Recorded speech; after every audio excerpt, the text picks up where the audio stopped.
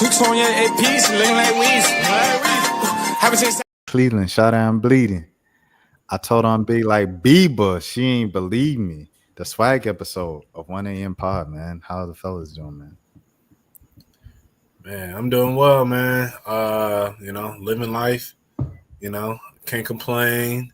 It's been hot as heck. Man, the global warming is crazy, man. We should listen to Greta, but yeah, man, it's surviving. How you doing, Jelani?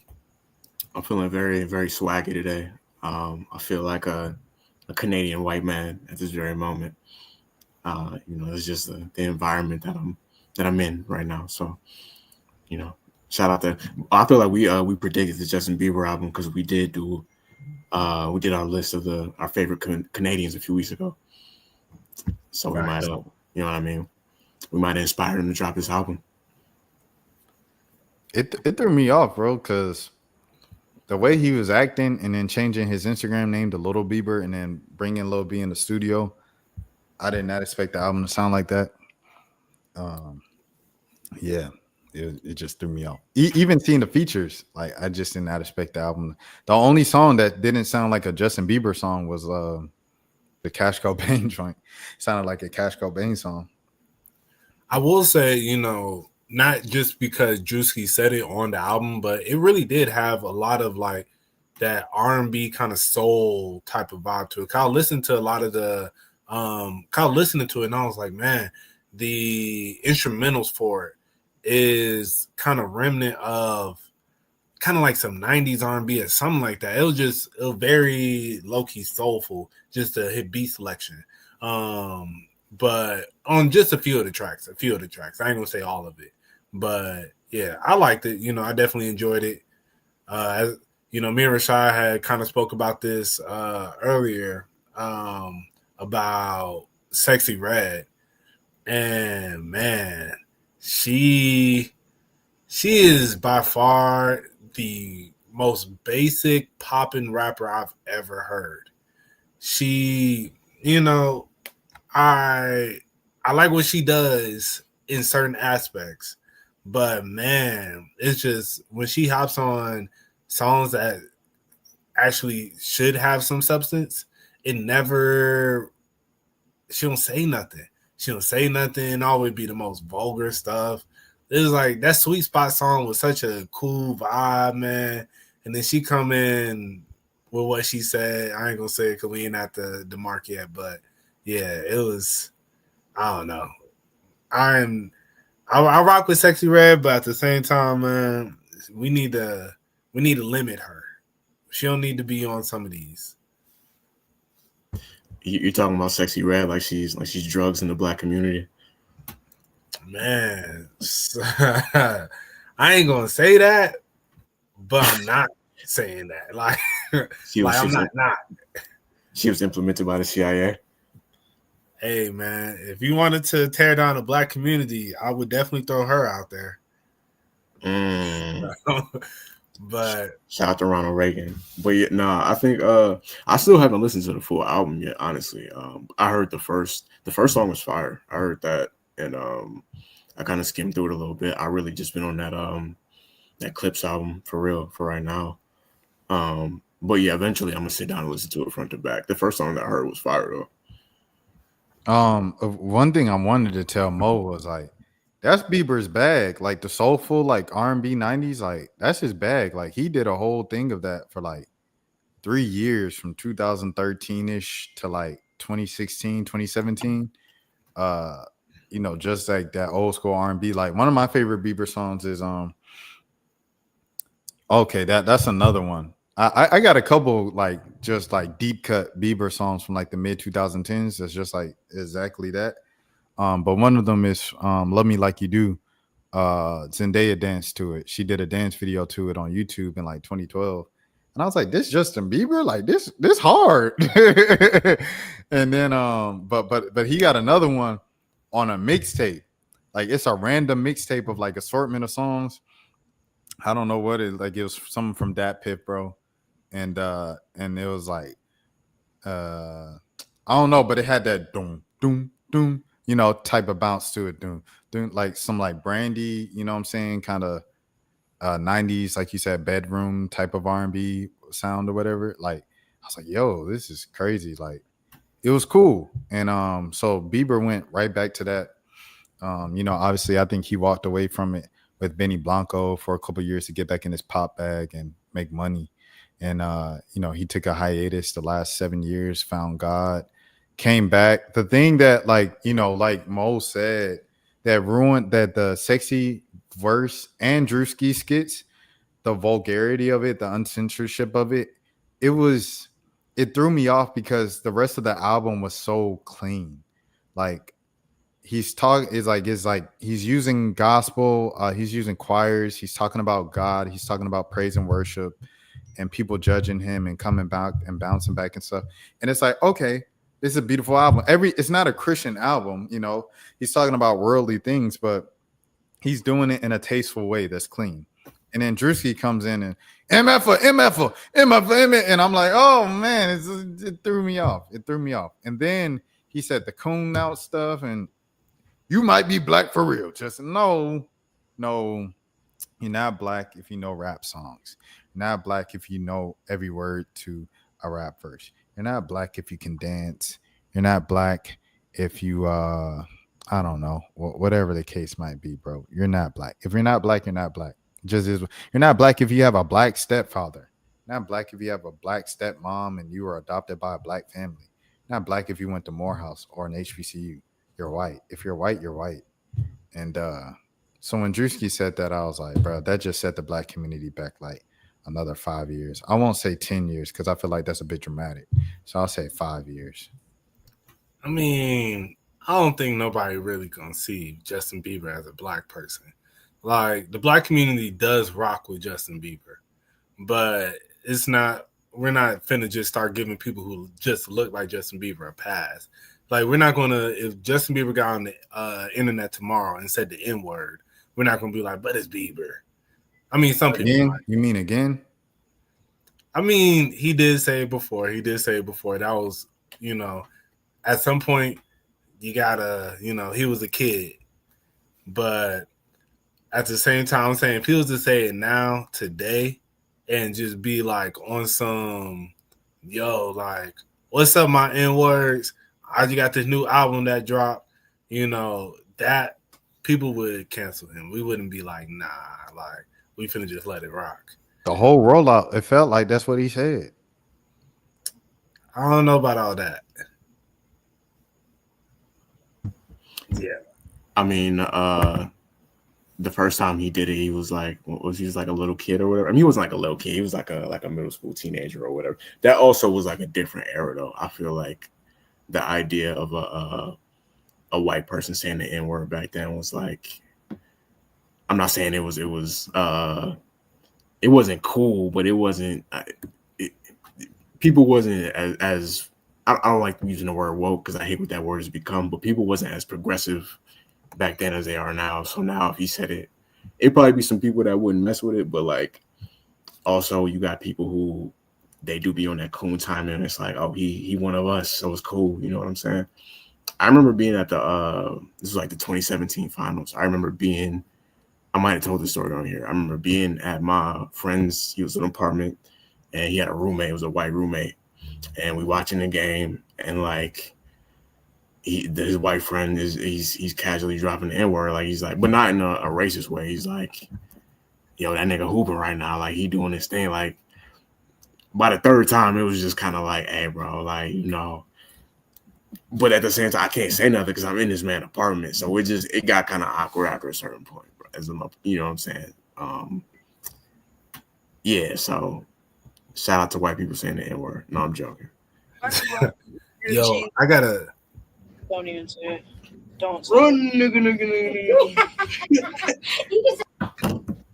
Why are black people afraid of chainsaws? Don't even say it. Don't say Run, nigga. That is a crazy joke. Yeah. I mean, that was back in the day.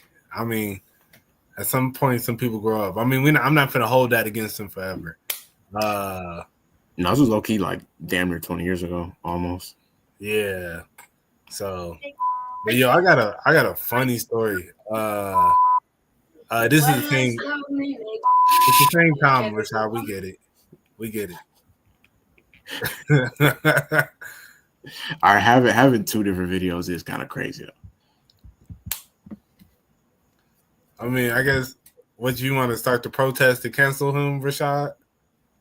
It ain't no protest to cancel him. It's just like he was using the N-word with the hard R, like in a racist way. Like it wasn't like oh, that's my N-word with an A at the end. Like it wasn't like once upon a time all of us was in chain. Homie said it wasn't you weren't singing a song. Like he was just straight up using it in a racist way. And this entire rollout reminds me of him just saying, hey, in words, here y'all go, I'm black, whatever. And black people eating it up. I'm not going for it, especially with Drewski saying, you black, you might just be black. And he said, thank you. Nah, bro, I'm not going. Man, bro. I don't know if it's all that. Like the rollout didn't give that to me. The rollout just gave, I think he gravitates to black culture because he does enjoy it more. And I think he feels it might be one of those things where he feels he fits in more with people of black culture more often than not. And I think that's where with this album he felt like I'm going to be more authentic and have fun with people that I genuinely have fun with. I think that boy smokes backwoods. Like how many white people just sitting there smoking backwoods for real, Like he liked to smoke backwoods, he liked to sit there and have fun. So I think that's where he was like, I'm finna just be unapologetically myself and enjoy the things that I enjoy, as opposed to just sitting there and having to be this polished version of myself that I've kind of had to be for so long. Because I think that's the part in there where Drewski was talking about how people act like you're not a human, like how he got to be this perfect image. Like that's why I'm like, I don't really know what we expect of him. Like what is he supposed to be? Like we want him to be, Justin Bieber from Baby forever. But if he doesn't feel that way, we just gotta tell him like, nah, we don't care.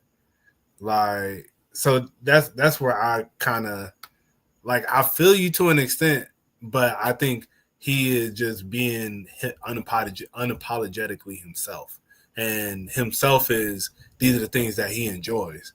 Because you can see a lot of times he's having a genuine smile on his face when he's kicking it and doing this stuff with these people. Like hopping on a song with SZA, being on stage with SZA. You look, doing a little too much with kissing her hand and all that. But at the same time, I think he's just like, this is where I feel the most comfortable. And it ain't no telling at this point. Like, I think white fans definitely still enjoy him, but I don't know where he sits at in the white community of celebrities. You're still Justin Bieber, and yeah, you date Haley Baldwin, but at the same time, I don't really see him kicking it with none of the other white celebrities, but most of them, they feel like they got to be more polished. So, I mean, I don't know. Justin Bieber was peeing in the bucket in like 2015. Like, I mean, I don't like it's, what I'm saying? It's just like, I don't know. My thing is, it's cool. Like, I think you can do it in a tasteful way. Like Paige Beckers, she does it in a tasteful way. Like Paige ain't walking around, oh, I'm black. I'm like, Paige don't do that. It's like black people that's like, you know what, white girl, you cool with us. And then she just like, ha, ha, ha, kind of laughs it off and then gives black people their props when it's time to give them their props. Justin Bieber type, you tell him he black and he take it and run to the bank with it. Like, you know what I'm saying? And it's, I don't know, bro. I feel like it's ways that you could do things because like I said, he had his whole R&B era and stuff like that in the mid 2010s. He was hanging out with Lil Twist all the time and then he abandoned it. And then it was like, oh, I'm getting right with God, this and that. Ooh. I'm like, watch me, make me white and stuff like that. And then it's like he kind of put his whiteness with his Christianity and getting right and walking away from sin. And now that he's kind of wilding out again, it's kind of like, going back to hanging out with black people and stuff. It's little things that I see that I'm like, bro, you can't trick me, bro. Like that's what I'm saying. I mean, I don't think he's trying to trick nobody though. That's what I'm saying. I think during that time, everybody was talking about how Justin Bieber wilding. Justin Bieber, you're doing too much. And so from there, he was, let me clean up my image. And I do think he still has that walk with God, but he's not perfect. And I think, as I said, this is him being himself. These are the things that he genuinely enjoys. That's why I don't think he's trying to put on a front. He's not trying to do this to gain no brownie points. I think these are the things that he genuinely enjoys. And I don't think there's nothing wrong with that. Like, it'd be different if, I don't know, it'd be different if I felt like he was trying to pander, but I don't feel like he's trying to pander. I think he's genuinely just being himself. These are the things that he enjoys doing. You know, Sexy Red has a fun energy. He enjoys being around Sexy Red. I think he genuinely has fun just kicking it. So I don't know. I don't think it's, and I get you that, like, yeah, he went from, he was wilding and then he was with little twisting all the time. It's like, it seemed like, oh man, Justin Bieber going down a bad road. Then he gave his life over to God. And I say he's still on that walk with God, because you can hear his influence with kind of trying to have somewhat of a gospel sound and gospel songs in there throughout the album. Like he has songs that still giving glory to God, but at the same time, he's still making music that is authentically what he feels. I don't think he got to be baby Justin Bieber forever. That's what I'm getting at. I don't think the Benny Blanco stuff, I think, yeah, that was cool. Like, he went back to that. He went to that so he can get back in that bag, because probably management and, you know, the world was telling him this is where you should be. But then he was like, this ain't where I enjoy. This ain't what I really want to be on. As I said, this man smoked backwoods. How many white people you know smoke backwoods? Like, Jelani, do you know any white people that just sit there and roll up a backwood, or are they smoking joints? Well, I think people forget Justin Bieber used to sip activists back in the day too. I'm like, that boy, he been on this stuff. And I think him trying to be unauthentic to himself was him going to the Benny Blanco and all that stuff. And then now, what was you gonna say? And now, you know, my boy just said, forget it. I'm gonna do what I feel at this point, man. Make the music I want. I think what would have made it authentic to me, first of all, he should have took that Drewski thing out. First of all, should have took that out. I think you might be black. I think just take it out, bro. Second, I think Lil Twist should have been a part of this some way, somehow. What? If you had Lil Twist involved, I would have been like, oh, okay, he going back, like, I'm connecting with my roots. Like, this is who I really am. This is my people I came up with. Like, I've been on this, my day ones, you know, reunion with Lil Twist. He grabbed Lil B out of nowhere. He never knew Lil B. This is the first time he ever linked up with Lil B and reached out to Lil B. So you know for a fact they never met a day in their life before this? Yes. Because this is the first time Lil B was posted. Lil B posts everything. He posts everybody that messaged him that's famous. He posts everybody that all his interactions with famous people. This is the first time when he was out with Bieber in the studio. He posted them pictures. I said, this is the first time I seen Bieber with them.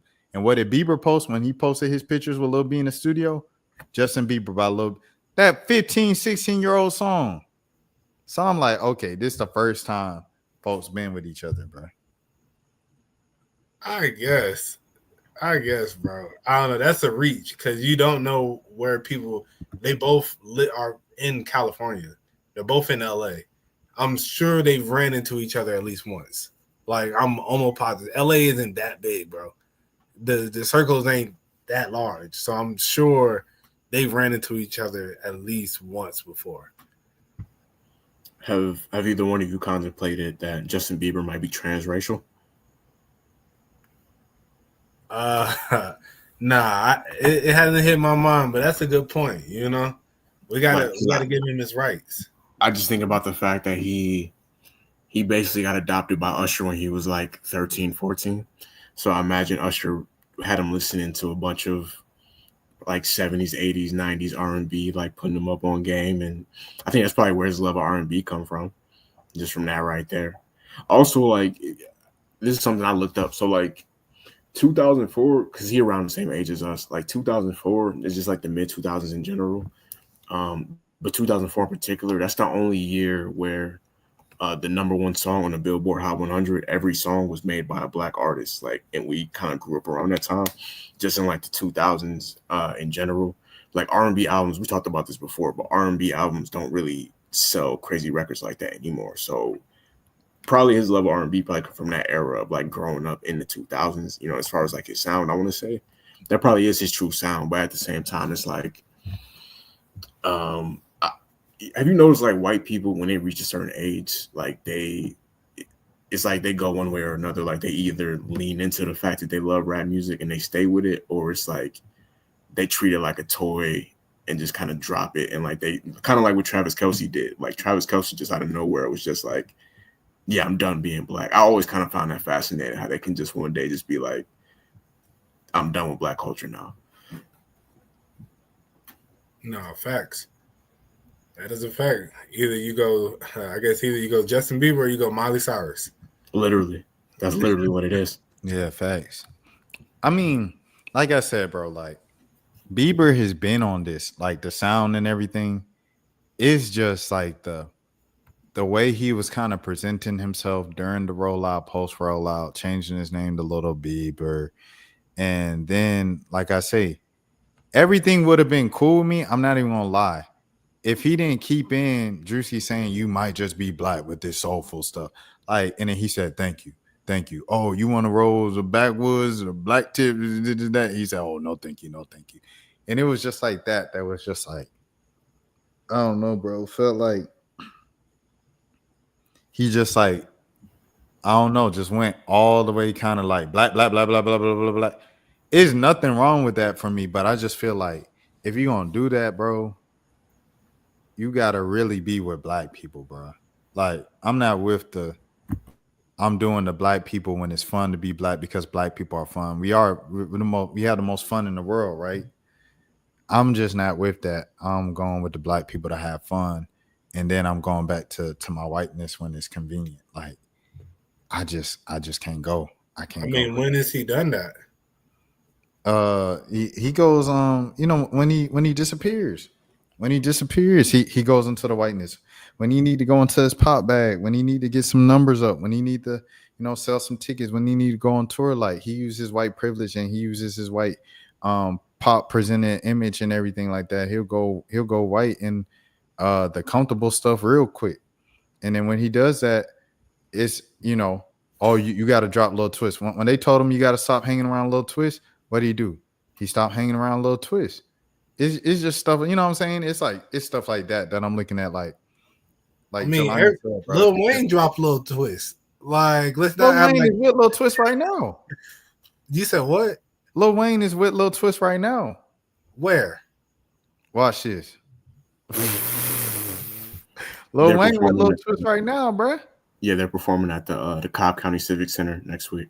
Shout out Lil Twist. Bro. No, he still rolls with Wayne. They're cool. He's just not on. I don't even know if Young Money. Well, I think it's still a label, but it's not obviously what it used to be. They had the new Young Money. They presented them the other.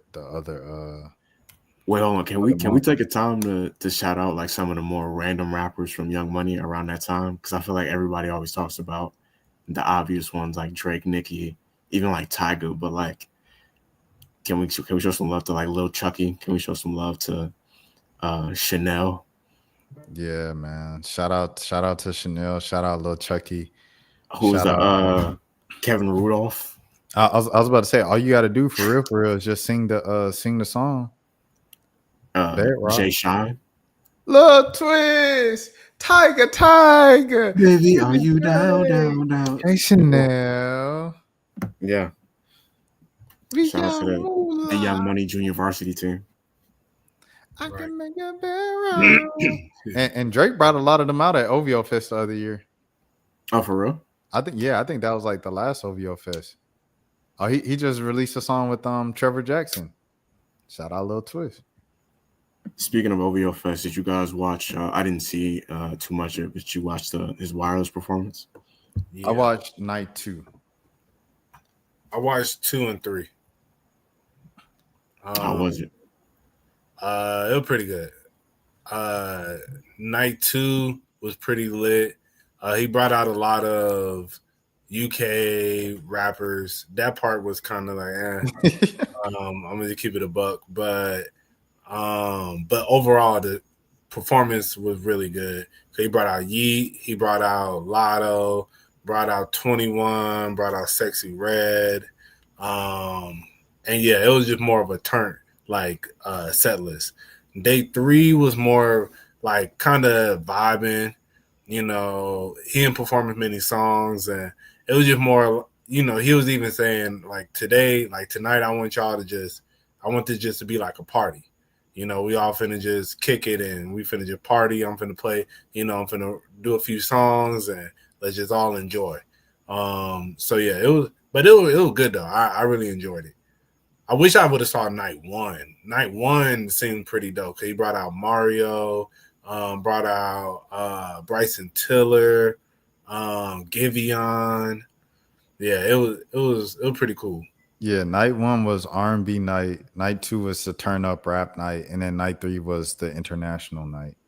Mm-hmm. Yeah, that's crazy that they could do that. No Drake glaze. I mean, I'm just saying, like, it is as a Drake. It's been crazy. Like, not to. I swear we're not going to make this some Drake and Kendrick discussion, but it has been crazy. Like the last year of like people really can't fathom the concept of like being a Drake and a Kendrick fan. Like, so they really treat it like it's the Blood and Crips, where you got to really. It's almost like it's frowned upon to enjoy both artists. Right. No, that's a fact. No, and I definitely it's interesting because I still very much enjoy Kendrick music, and you know, and I wish I would have seen him on tour, but you know, it is these days they do make it very divisive, you know, and you know, and you see in the comments, you know, these days how the comments are just so, or just dialogue is so, I don't know. I don't enjoy this new hater generation. Everybody just love to hate. You know, hate on somebody else and be like, nah, this is trying. And it's, you know, I think it just enjoy it. And it even goes with like the Kendrick fans with Drake and the Drake's fans with Kendrick. It's like, man, like, why can't we just enjoy good music? Like Luther is a great song. Nokia is a great song. You know, like just throw them on.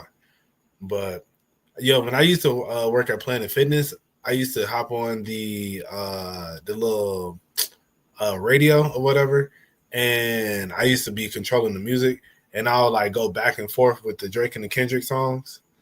Like, you know, I'll be sitting there making a little playlist where it'll go from Not Like Us into Family Matters. I'll be like, I want to see, you know, just try and get the people going. I was about to say, did any fights break out? Nah, you know, most people in the gym be having their headphones on, so I don't even think most people even caught what's going on. So I'll be sitting there just vibing myself. Yeah, I was gonna say if they, because you know when you leave your headphones home when you do go to the gym, it's a terrible experience. But like luckily, you know what I mean, if they had you as a DJ, they would have had some vibes going on. Nah, facts. I know definitely a few times people were probably like, yo, what the hell is going on in here? I used to have it lit. I ain't gonna hold you. But they had a lot of like artists blocked off, man. I couldn't even really get in my bag for real. What you mean? They got like certain artists that you could choose from or that you can't choose from?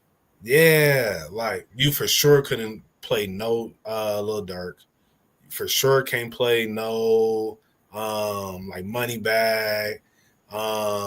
You couldn't play like Lil Baby, but you could play the songs that they're featured on with artists that are acceptable. So I would play the DJ Khaled, Lil Baby, and Lil Durk song, you know? Okay. Stuff like that. They actually they only had like maybe like 6 Kendrick songs you can really choose from for real. which was crazy. I was like, huh? So would it be like Humble, Not Like Us? Not Like Us, Squabble Up. I want to say Luther. Okay. I can actually pull it up now. There's a little thing called Rockbot.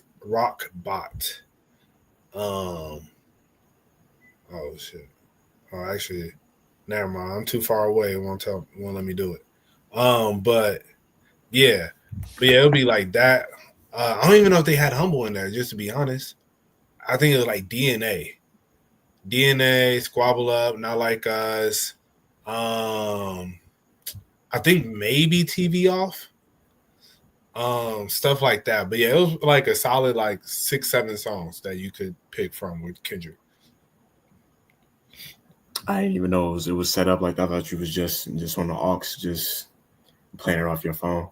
But they got an official playlist. That makes sense though, because when I worked at I had 2 retail jobs. So my second retail job that I ever had was at this it was at like this tool store or whatever. But they had the playlist where it would just be, because you got to think at a tool store, it's mostly like older white dudes coming in there, so it would just be like a bunch of Fleetwood Mac songs and things like that over and over.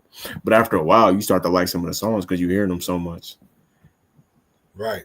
Like some of them songs I still listen to. Like before, you remember the Mexican, I'm not saying that in a racist way, but the dude was Mexican, like the skateboarder that was drinking the cranberry juice. And then that Fleetwood Mac song went viral. I already knew that song back in like 2017 because I worked at that school and we played it all the time. I was like, oh wow, that's crazy that song went viral or whatever. But yeah, like shout out to have you seen Infinity Song's cover of that? No, I haven't. My mom likes them though. Shout out to Infinity Song. I'm about to pull it up right now.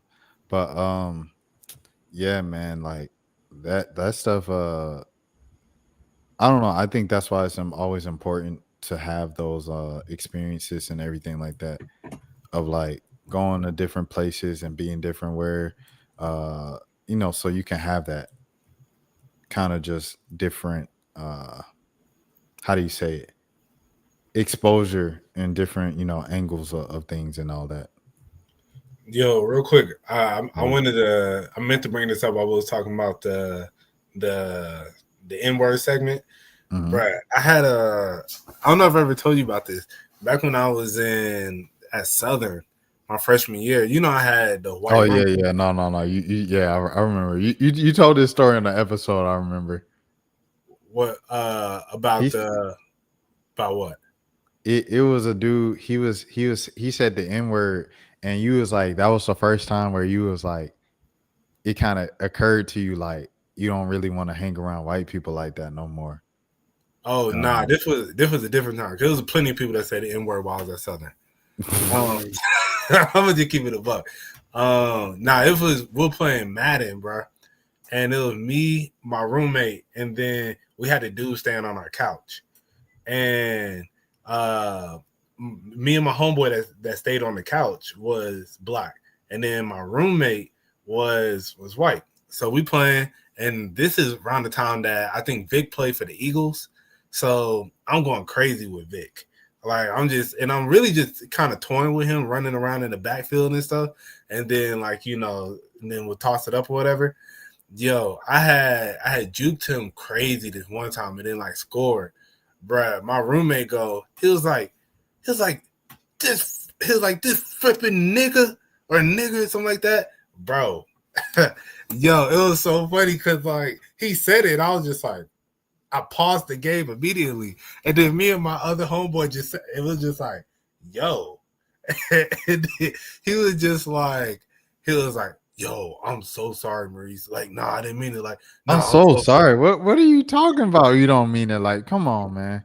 Bro, y'all be thinking y'all so slick. Bro, for real. It was so funny because it was in the moment I was like, bro, you about to get your ass beat. I'm not gonna lie. Because this was flagrant, bro. And he was just like, no, I'm so sorry, bro. Like, no, like, blah, blah. And I was just like, yeah, you good, bro? Don't do that again. But for sure, we're done with this game. I'm like, I'm going to go ahead and we're going to let it rock. But that same roommate got karma because one time we went to the bars and we're at the bars. I pull up with my other homeboy Dylan. Dylan is black, and well, he's light skinned, but like he mixed. But we pull up, and then my other two white roommates are in the bar, and then next thing you know, like some black dude, one of the black dudes come up to me and was just like, "Yo, hey man, you got to get your boy, man." I'm like, "What?" Like, bro, you got to get your roommate, bro. Like, they finna beat his ass, bro. I'm like, what you talking about? Like, I guess he said something racist to somebody, blah, blah. And I'm like, what? So then they end up all going outside. I go outside and then I see it's literally a whole crowd of black dudes and then my two white roommates. So I'm like, bruh, what is going on, bruh? So I'm trying to play peacemaker. I'm like, bruh, you know, I don't know what's going on. And like I'm talking to my roommate, they're like, bro, no, they just misunderstood me. Something like that. I was like, man, I don't know, bro. And then so I was just like, yo, y'all chill. Like I'm thinking like, you know, cops gonna come. Let's just kind of chill out, y'all. Yo, one of them said, yo, Maurice, get out the way before we beat your ass too. I said, whoop. All right, y'all. I ain't got nothing for you now. But then next thing you know, a dude come behind me, bro, before I even get a chance to get out the way, and then come and get straight pop my roommate, bro. He fell stiff to the ground, and yeah, then it just kind of from there we were kind of like, yo, like, cause it was like, all right, he kind of knocked out a little bit, so like he ended up gaining consciousness quickly, but it was like, yo, all right, y'all, like, chill, you know. And then next thing, my white roommates, they start tripping. They thought that I got those people to like beat them up, and it just turned into a whole thing. My boy Dylan, he ended up getting like his shirt ripped, like trying to help and stuff. And yeah, we get back to my apartment, and it was like they call like a meeting between only the people that lived in there, talking about, yo, Maurice, what you did back there was messed up, man. I'm like, what, bruh? Like, the only reason y'all didn't get fully jumped was because of me right now. But yeah, you know, freshman year, man, you know, good times. I never always wanted to, because I always heard things about Statesboro being like a great party school or whatever. I never made it down there though when we was like college age, but I definitely heard some wild stories about what was going on down there around that time. Yeah, Statesboro, you know, I always tell people it was a very, very lit place until the beginning of my sophomore year. And then that's when like the kid died. Oh yeah, I remember that. Yeah, and after that happened, bro, that whole year, literally any function you went to, any bar you went to, it was getting raided. Like they was in there checking IDs, you know, all types of stuff, and it just became trash after that. And then they did a remodel of this one spot, this one bar that people used to go to. They used to have these like daiquiri Tuesdays, and you get like a daiquiri for like $1 or $2. If you pay $2, you get like a big daiquiri. For $1, it'll just be like a little small one, but still, you know. And bruh, man, they changed that place to the Plantation. Yeah, it was named the Plantation, bruh. And what? Yeah, I was just like, oh, okay, y'all ODing now. Yeah, it's time for me to get up out of here. And yeah, but yeah, it was, you know. Was black people still going to that place after they renamed it? It was still black people going there? None that I know. Okay, that's good. I like to hear that. Yeah, I'm sure there's a few people, you know, I'm gonna keep it above, few cute coons, you know, that want to kick it with them, you know. They definitely are probably in there, but it's just crazy, bro. Like looking back on that time, because as a black dude that wasn't part of, you know, especially, you know, being a black dude that didn't have no connection with any of the fraternities, you know, they had like a strict dress code on what you needed to wear and stuff. But then the fraternity dudes come walking in T-shirt and whatever, shorties would have on, like the sorority girls would have oversized t-shirts with some running shorts on, while you sitting here pressing me about wearing a polo and some khakis. You know, it's crazy, man. But I mean, shoot, that was, you know, you'll be like, all right, this is what's popping tonight, you know? So I'm gonna go ahead and I guess let me go ahead and throw on this polo and these khakis. But yeah, man, crazy. My whole sense of fashion shifted after I left there. I remember, like, I barely had any jeans because it's just everybody wearing khakis and stuff. So I'm like, man, I came back to Atlanta. Man, I had to go cop me some blue jeans. Like, cop me some Vans. Had to change my whole little swag.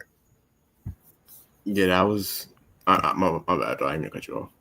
No, I was saying that was the era when we were still wearing, like, that was the last of the era when we was wearing like Sperry's and Polo dudes was wearing. You remember the Toms, the boat shoes, Bruh. Nasty.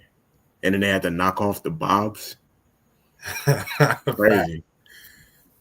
I got the way that I retired my Sperry's was it was like I was an upperclassman at Georgia State. We was working at the newspaper because y'all know I love my Sperry because it's comfortable. And I like something that's quick, comfortable, easy to get into, everything like that. So I'm wearing it in the office one day, and I said, "Oh, who did it? So and so like da." And she said, "Nah, douchebags who wear Sperry's." And I was like, I was just like, did she just diss me? Like, what's going on? And the craziest part is, after we first graduated, I caught up with everybody from the paper, text, how you doing, everything like that. We have a nice little text message exchanges, nothing too long, just checking in on people. Every time I hit her up, no response. And then I seen her out and I said, yo, you don't text me back. And she said, oh, my bad. Da, da, da, da, da, da. And everybody else was like, oh yeah, she texts me back all the time. And then like I realized, I was like, bro, why does she hate me? Like, where did this one-sided beef come from? Like, I don't know where it came from. Maybe it was because like I usually play DJ, so like maybe she was just tired of me always playing whatever I played. But I used to play like I'll play like 2000s Disney music sometimes just to like appease everybody, because she was like, finally one time I played it, and so I just started playing that. But it'll definitely be mixed in with some Broke Boy. Broke Boy is my favorite song at the time. That's still one of them ones. Jelani, I wanted to play this for you while you were gone. This is the Infinity song cover. Now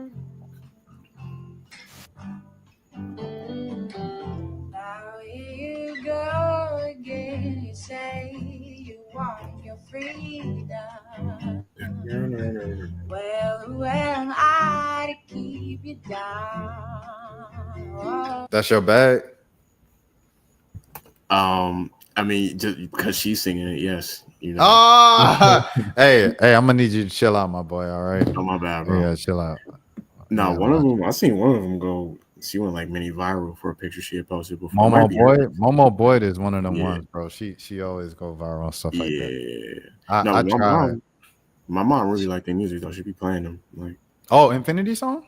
yeah, she. You said that before you left, and I didn't know if you were talking about Fleetwood Mac or Infinity song. Oh no, Infinity. Like my mom really be. I don't even know how she found, but yeah, she be playing their music like all the time.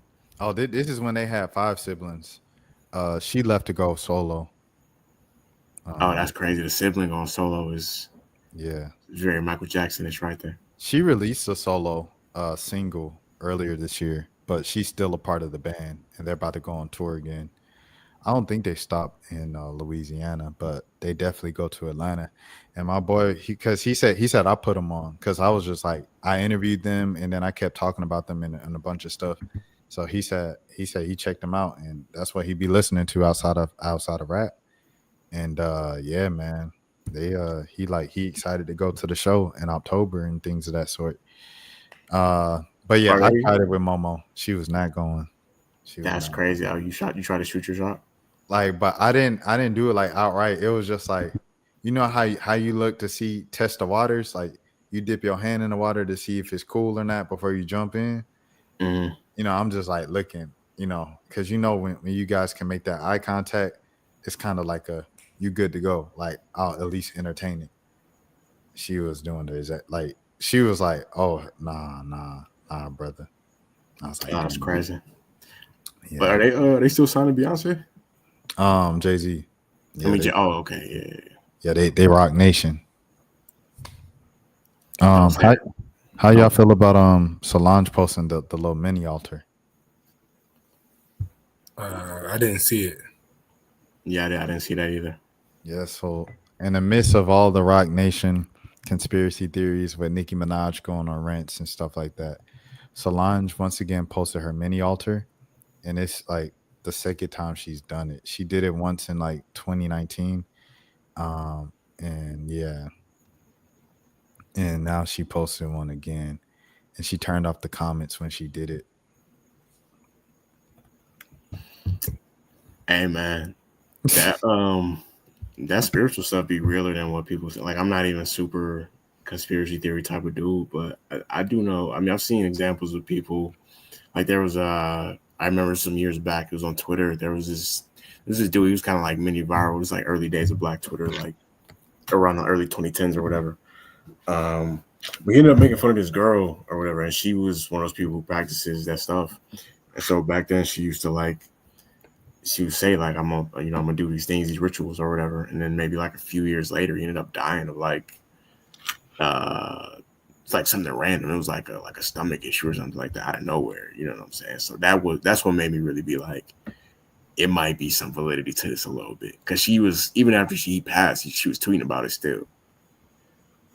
I had a what you call, bro. I had a college classmate, and I had a little crush on her, so I would follow her like a little longer than I would most college classmates after we graduate or whatever. So I like see what she's doing from afar, and I really liked her. Like ironically, she was kind of doing like the Solange thing, but apparently she turned into like just fully embracing. She started calling herself a witch. She got like a YouTube channel where she was just like doing the card readings and stuff and working magic, and like she did a reading or whatever in her bathtub, and she had like all the little witch stuff, and she said, "Yes, I am a witch." Da, da, da, da. Bro, this girl died, and like I was like, I didn't know why she died. Like so, so I did my little tribute and stuff. Because folks told me she died. I said, no, I did the whole black thing. No, man, I go over to the service and like, I still don't know why she did. So I'm like, I'm respectful sitting in the service. Apparently, her mom, her parents and stuff, she grew up Catholic. That's probably why she went witch, because she grew up extreme one way. So she decided when she was old enough to go extreme another way. Anyways, we get to the burial, we bury her, and then we walking back to our cars, and folks about to head to eat or whatever. As we walk back, I just leaned to another dude who's like younger, like kind of like me. I said, "Hey, bro." He said, "Yeah." I said, "You know what happened?" And he says, with so and so, I don't want to say her name. God rest her soul. I said, yeah. He said, "Oh man, she just like went to sleep. It was like something like a migraine or something, or aneurysm." That's what they said, aneurysm. And she was just like in her room all day, and then her roommates knocked on her door, and then they found her in there just like dead. I was like, huh? Like she's 28 years old, perfectly fine health, everything like that. And they said she was complaining about having a headache like the day before, and that was it. And I'm like, yo, she won't big, she won't fat, she was regular size, 27, 28-year-old girl, bro. And I thought back to all them dang witch videos and witchcraft and her calling herself a witch. That stuff, boy, man, look. Like you said, Jelani, that ain't nothing to play with, bro. Go ahead, Mo. Yeah, I was gonna say, man, I ain't gonna lie, I guess for a little bit of time I liked them spiritual women. And Be the fine ones. I don't blame you, my brother. yeah, they be fine, they be freaky. But but for real though, man, crazy. The last two girls that I dated, the one that I was in a relationship for a good minute, she used to have her doing like full moon rituals where it was, but it's nothing crazy. And you know, at the time, I'm thinking, I don't know what. All you had to do is like you write off like different things that you want to release, you know, and then on the full moon, you would like go outside and then like let it burn, and then and yeah, it was supposed to be like, you know, you're releasing all these like bad spirits or thoughts or, you know, just things that you want to just let go and stuff like that.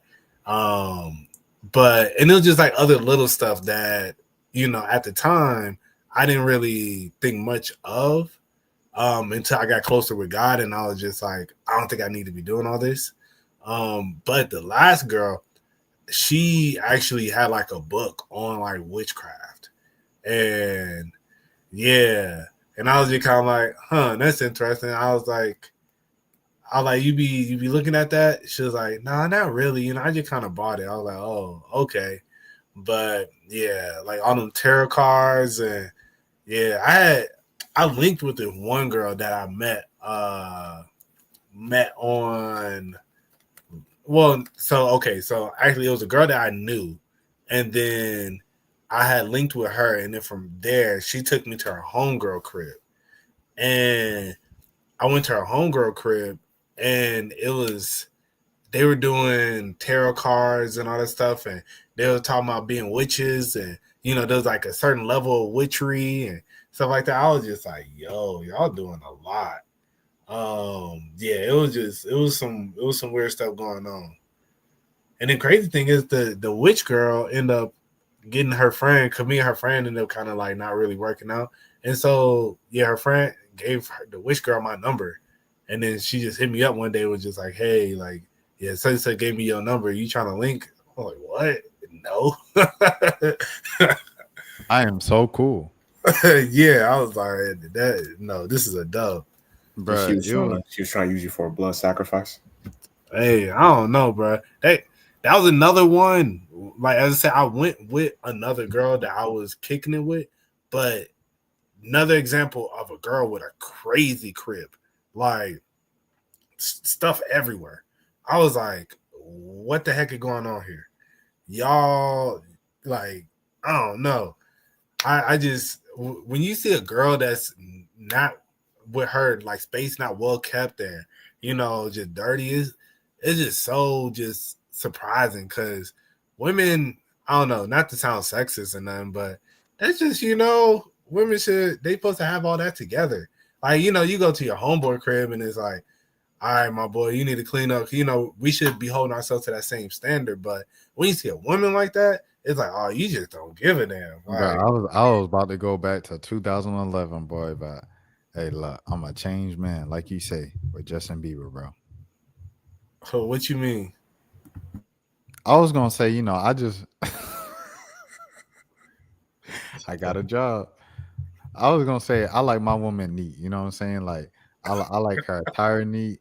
You know, her whole outfit neat, the room neat, the house neat, the sandwich neat, like everything. You know what I'm saying? Just put Yo. together and perfectly packaged. You know what I'm saying? Like that's just the way I like it, bro.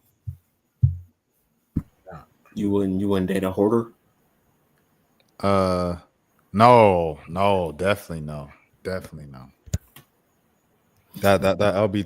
But I mean, first of all, women are amazing. They're sensational beings. I appreciate and value them so much, and that was an outdated, very very outdated, offensive thing to say. So I like to apologize to all the women. Immediately, I folded. I couldn't stand on it. What? Ain't no wrong with a woman making a sandwich. All right. Okay. All right. Actually, for the audience at home, he was actually telling us before we started that that's all they're good for. You know, it's like the conversation that we were having. I didn't know he was going to bring it up on the show, but Exposing me, man. very Exposing wild me, show. bro. Nah, Real Rashad. this is who he really is. Nah, I forget what were we just talking about. Oh yeah, I mean this picture that you got is hilarious right here. Have y'all been? I haven't read a single one of those Nicki tweets. I just kind of just been avoiding them or whatever. But People making Rock Nation sound like Darth Vader, and I don't know, like they the Thanos. I don't even know the super villain to describe how they made Jay-Z and Rock Nation sound. Bro, you got to think, bro. Rock Nation chooses the performer of the Super Bowl. Like that's the biggest show in America.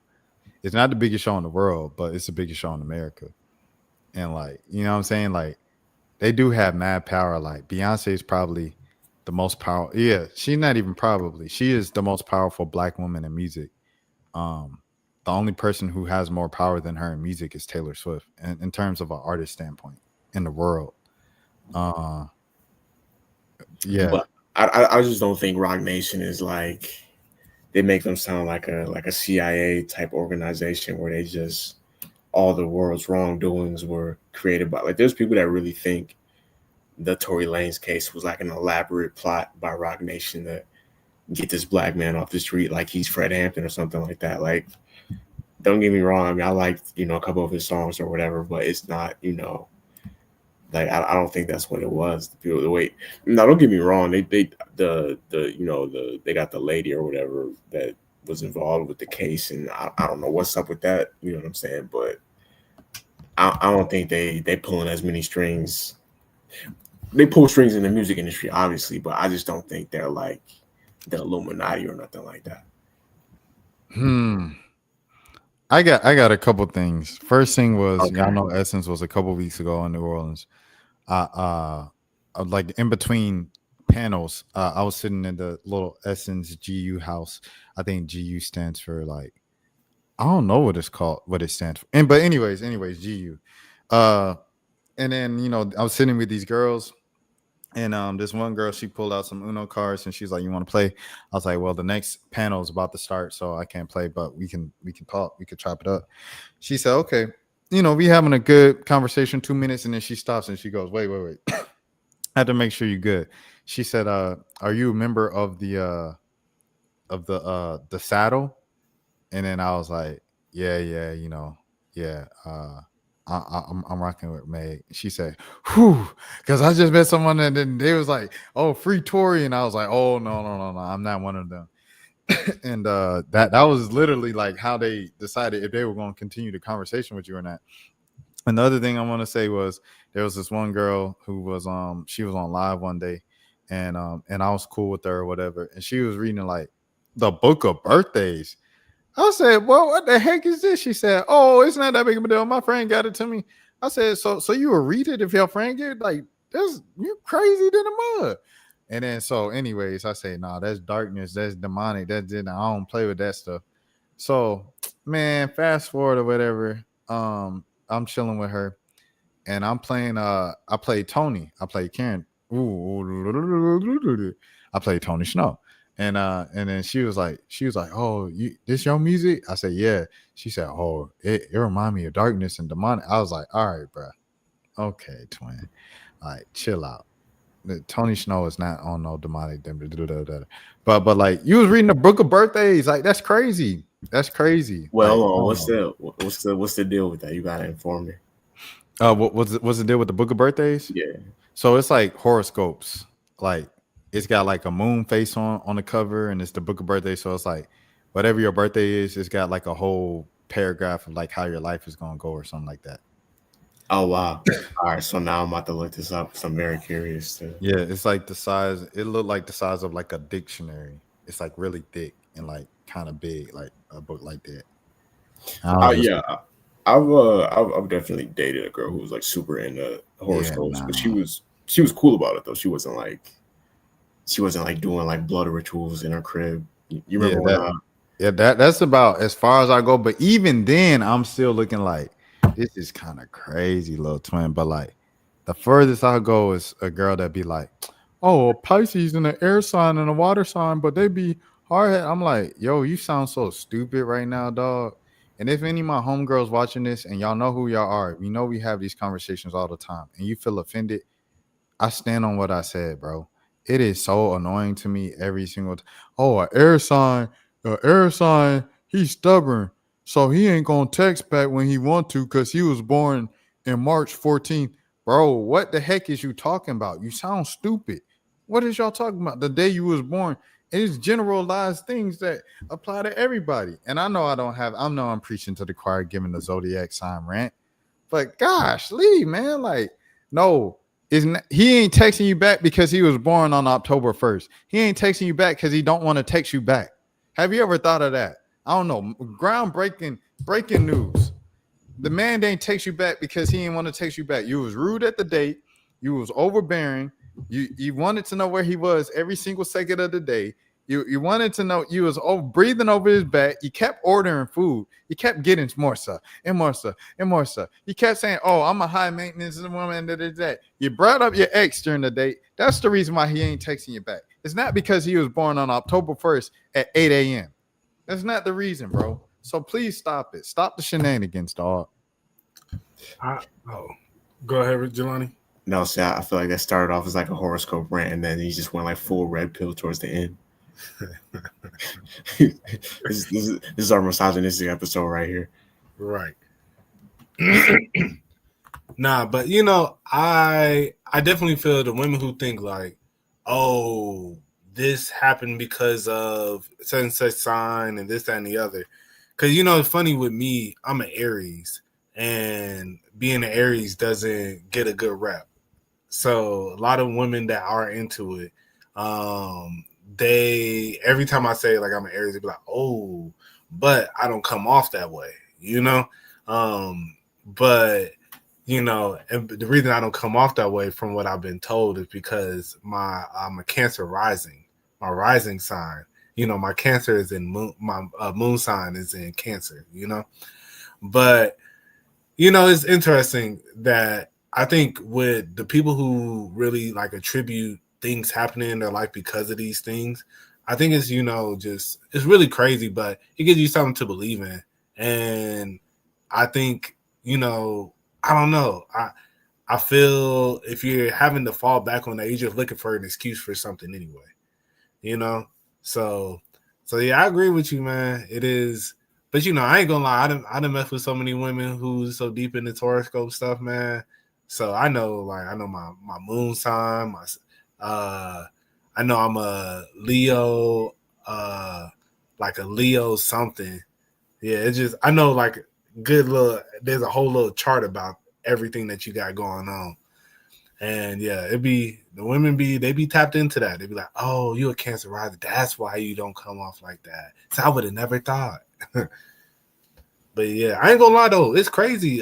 What's y'all signs, bro? Because as I said, me being an Aries, bro, legit, any woman that's into astrology that figure out that I'm an Aries, they always be like, "Oh, really, man? Aries are crazy, you know. Aries men, you know, man, this and the other." I be like, man, we cool. I'm cool, you know. Yeah, I'm a Scorpio. I don't really. I mean, like the only, like, I've only heard like one stereotype about us, and that's like the freaky man allegations or whatever. But like outside of that, I don't even really know.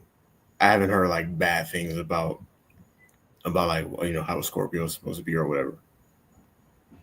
You know, told me something about my sign. I'm a Capricorn. Taliban, bro. Tally. CEO Tally. This man told me, he said, bruh, that's why you be working so hard, bruh. I kid you. That's what he said. That's what he said. He said, because you a Capricorn, bro. All the Capricorns be working hard, bro. Another thing I heard about it was this girl. She was like, oh, yeah, you stubborn. Like, all Capricorns are stubborn. This and that. Like, and y'all smart Alex, too. Like, what? Like, you naming basic general human traits right now, dog. Like, what are we talking about, bro? Right. I don't know. That stuff just, it definitely always revs me up. But yeah, this all started with Solange, man, and Rock Nation. Like I said, bro, I was coming down off of the conspiracy ladder and just enjoying stuff for what it was on the surface. And then, dang, my last job just opened my eyes up to more stuff. And then Solange did this, and I'm just like, all right, bro. Like, I'm back in the conspiracy bag. Now I'm looking at Jay-Z when he came out at Atlanta, like, bro, what's the fire? got the fire coming up. They came out in a little thing. The dancers came out on a thing like this. They bowing and then they doing this. Like, what does that mean? Like, what's going on? And I don't know, bro. Like, the industry scarred me, bro. I ain't gonna lie. Like, I'm looking at things from the conspiracy standpoint. When Kanye West himself told me about the Illuminati, said the Illuminati in my presence and mentioned it, and mentioned how the meetings look and everything like that, I said, bro, this joint was real the whole time. I don't know. Like he said one time he sacrificed his mom. I don't know if he actually did, but I don't know, man. The industry is crazy, dog. I don't think Quavo, you know what I'm saying, obviously did that either. Just because how much pain he's carrying with that loss on day to day. But I don't know. The industry got some crazy stuff in it, bro, for sure. Hold on, I gotta take this thing off my charger. My bad. What you finna say, Jelani?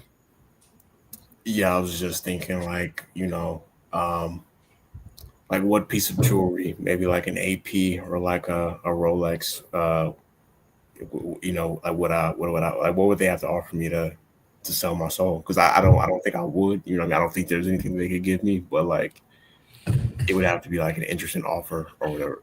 Because like you got to think like they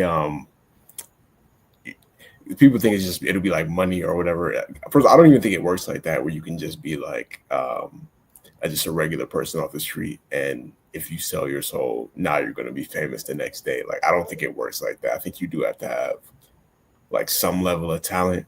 You got to have like at least some level, and then maybe like the Illuminati meet or whatever they call it, maybe behind the scenes they just boost you to that next level. You know what I'm saying? But I think it's like, I don't know if it's the way people think about it in the movies, where it's a bunch of people wearing hoods sacrificing goats or something like that. I think it might just be like you see like these high ranking people at these record labels, like they probably got their own secret conglomerate going on behind the scenes. As far as they do say the CIA works with the music industry, so I do think it's probably certain, as far as like the music that they influence, especially on the Black community, like it probably is coordinated and stuff like that. But I don't know how it works as far as who they pick and choose to be the stars. Well, I know they picked Sexy Red. No, I'm joking. We did establish that. Yeah, Sexy Red is a CIA operative. They heard Pound Town just say, "Yep, we got one. This is who we need. This is how we can infiltrate the community right here." Nah, yo, but yeah, I think y'all remember when Rihanna came out with Umbrella, and they was talking about how that was her initiation, how she did all those different rituals and stuff, and it's a picture. It's like at one point in the video, if you freeze it, like she's like bent back and with her hands up or whatever, and it's supposed to look like a devil. Like every shot. Can you Google that? Yeah, type in Rihanna Umbrella like devil or something like that. It'll pop up. Okay, yeah. I'm looking for it right now.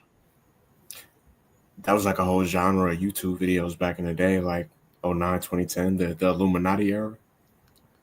Imagine if they had Trap Lord Ross back there. Trap Lord Ross would have got to he would have been at the meetings. He would have did the real journalism. Facts. Says he went to her, and I don't know if that's the same thing. Yeah, it's not. It's something different. But I'm like, the fact that this happened with Umbrella, like there's multiple stories of Umbrella being connected to evil. Yeah, that was the one that everybody for the longest was like, that was the Illuminati initiation right there. Well, you remember what the official like Illuminati music video anthem was?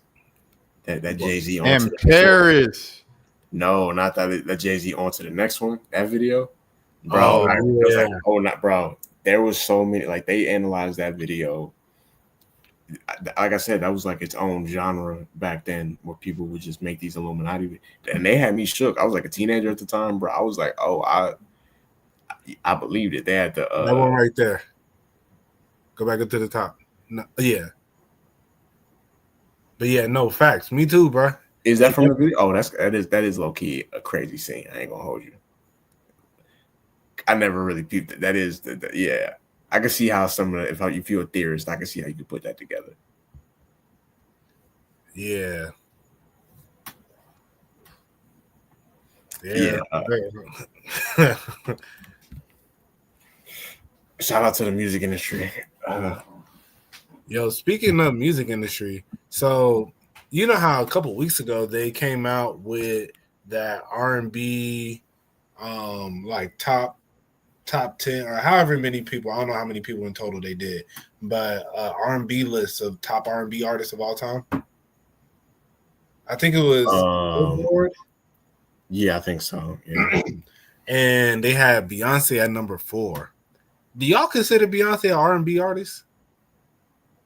Yes, and the reason why I would say, you remember that era when like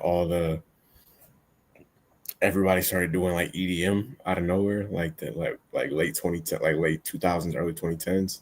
Mm-hmm. She was one of the few artists that she would experiment every now and then, but for the most part, she still stayed like foundationally R&B. Like when you think of her bigger songs, for the most part, they are mostly R&B type songs. Even like Single Ladies is a club song, but it's like an R&B type club song. Facts. Man, Beyonce made Love on Top. Great song. It's just so interesting because I feel like she's kind of transcended music to a point where it's hard to, when I think R&B, I think of I don't know. I don't really I don't think of her in that category, but realistically she is. But if we was to make a list of R&B artists, I'm gonna be thinking Chris Brown, Music Soul Child, Jasmine Sullivan, something like that. Yeah, like stuff like that. Summer Walker. My thought isn't going to come Beyonce, but I mean, my bad, though. No, you could. I was just saying, yeah. Technically, I guess she is. No, I was gonna say I think it's the same thing with Michael Jackson, where like Michael Jackson is foundationally an R&B artist, but like after a certain point, he did have songs like "Beat It" and things like that, where he expanded to other genres. Like this is once you reach a certain level, I just think if you're one of those rare like a Beyonce or a Prince or like a Michael Jackson, you do kind of become like genreless to a certain extent. Even like a Frank Ocean, like I don't know if he is, I would say, R&B artist, but like I don't know if somebody will listen to. I can understand somebody saying like they don't consider him to be traditionally R&B. Right. No, facts. Yeah, it's tough with certain artists to see them in that light once they get to a certain point. But I guess if you have to, that's why even with Stevie Wonder being number 1, I don't really think of him as R&B, but I guess technically he is,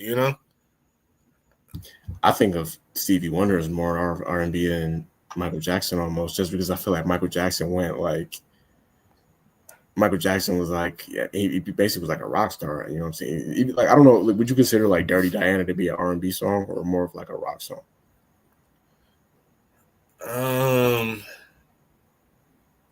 That's tough. But then he would also have songs like "Remember the Time," and that's clearly an R&B song. Right. You know what I'm saying? Or like His last album is an R&B album. Oh yeah, straight up. Invincible's on R&B album.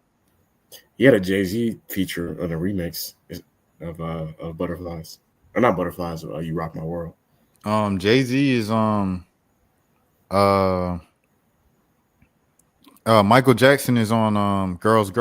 Yeah, he is. He has background vocals. Yeah. Where, the Kanye West produced one. That's crazy. And Kanye West said that well, you guys probably seen it, but Kanye West said that Michael Jackson said he could sing. Oh yeah, I remember that interview. Yeah, where he said. But I was just thinking because I saw somebody in the comments say that too. That was like he was probably talking about T-Pain, and then Kanye was just his ego stuff was just like, oh, you gotta be talking. Even though I don't even think Kanye sings on Good Life. unless he played him like a demo or something like that. No, Kanye said he was playing his records, or he was just in the studio, and Mike was down the hall, and he came down the hall, and he came in listening to the songs, and he said, "Who's that? It sounds good." And then that's when he was like, "Can't nobody tell me nothing. Like, I just actually said I could sing." We did get 808s right after that, so that makes sense. Facts. Did y'all like 808s when it come out, or did y'all even that? Like, what's crazy is that I had Graduation when it came out. Like, and I don't know, for whatever reason, it's almost like I liked the singles from 808s, but it's almost like I skipped that whole rollout as like a teenager. I didn't listen to 808s front to back. That came out 2008. I didn't hear it front to back probably till like 2011. And I was playing My Beautiful Dark Twisted Fantasy. I was playing Watch the Throne. Like, for some reason, that album, I was just kind of late on that album. I ain't gonna lie, I was on it when it first came out. Okay, for sure. Yeah. Go ahead, Mo. Well, I was gonna say, yeah, especially like Street Lights, RoboCop. I actually have a remix that I did that on my YouTube that is hidden, that I did of RoboCop back in like when that album came out, so 2008. But yeah, I have to see that. Yeah, I'll show y'all. I'll show y'all another time. Okay, Yeah, for sure. But yeah, I was heavy on that. I was a big Kanye fan at the time, so anything he would have dropped, I was finna be on it. But that's what's crazy, is that I was a huge fan too, and I had Graduation. I just don't know what it was. Is that like, and I liked because the first single was Love Lockdown. I liked that song. I liked Heartless. That was the next single. I liked Paranoid. That was fire to me. Like, I don't know what it was. For some reason, I just kind of skipped that album. And then when My Beautiful Dark Twisted Fantasy came out, like I played that all the time. You know what I'm saying? And of course, Watch the Throne. That rollout for me, I remember, like you said, Love Lockdown was like the first single, and he performed it at the VMAs. And I don't know why, but like that song, like that performance at the VMAs just like really stuck with me. And I kind of like clinged on to it. And then Heartless was everywhere. Like you couldn't, ignore it. Like it was just it was kind of like Stronger, how Stronger was everywhere. Heartless was everywhere. You couldn't ignore it. Was it Amazing was on 808s and Heartbreak, right? Yeah, that was one of the singles too. Amazing was everywhere, especially when the NBA playoffs. I was just about to say the playoffs that year. Yeah, I remember 2008 playoffs, bro, with the split faces, and the Hawks were finally in the playoffs for the first time, like in my life that I could remember. So it was like a big deal. And then Paranoid is one of my favorite Kanye songs ever. It was my favorite Kanye song ever for a long time. I was just about to say it might be my favorite, which is it's like that. Paranoid is up there. Crack Music is up there. Yeah. It's a few different choices that I got for my favorite. I used to play it on piano all the time. Paranoid. I'm trying to think. Oh yeah, and then like I have a personal kind of like connection to the album, because I remember I was listening to it on a bus one time on a band trip in middle school. I was in 8th grade. My crush was in 7th grade, and she had her like earbud in one thing, and then she like gave me her other earbud, and we listened to it like this on the bus, and I don't know, I just always remember that moment. So like every time I hear that album or think of songs from that era, I think about that moment, man. You know what I'm saying? That's a beautiful thing, man. Sharing headphones, man. Man, in 2008, it was cooler with the connected ones. Like now, it's not the same as, because I definitely remember doing that on the bus, and it's crazy because this was like 15 years ago. I remember the two songs. I played. It was "Stupid Wild" by Gucci Mane, and it was another song that I forget. I think it was like Atlanta Zoo or something like that. But I remember when we got home from school or off the bus or whatever, the girl that I was listening with, I remember she posted those two songs on her Facebook that night. And I was like, oh, wow. Like I was kind of proud of myself right there. Like I just put somebody on, you know what I'm saying? Right. Shout out to Facebook. Shout out to, you remember, do people still poke people on Facebook? Is that still a thing? One dude has done it to everybody on his friends list. A white boy who used to I don't know, he was in a very niche part of Atlanta underground hip hop, like where he just showed up to everything with the camera and he just took photos and stuff like that. White boy, real cool. But like he was like at like Larry League shows and that type of corner of hip hop and sub genres in Atlanta trap in like 2016, 2015, everything like that after high school.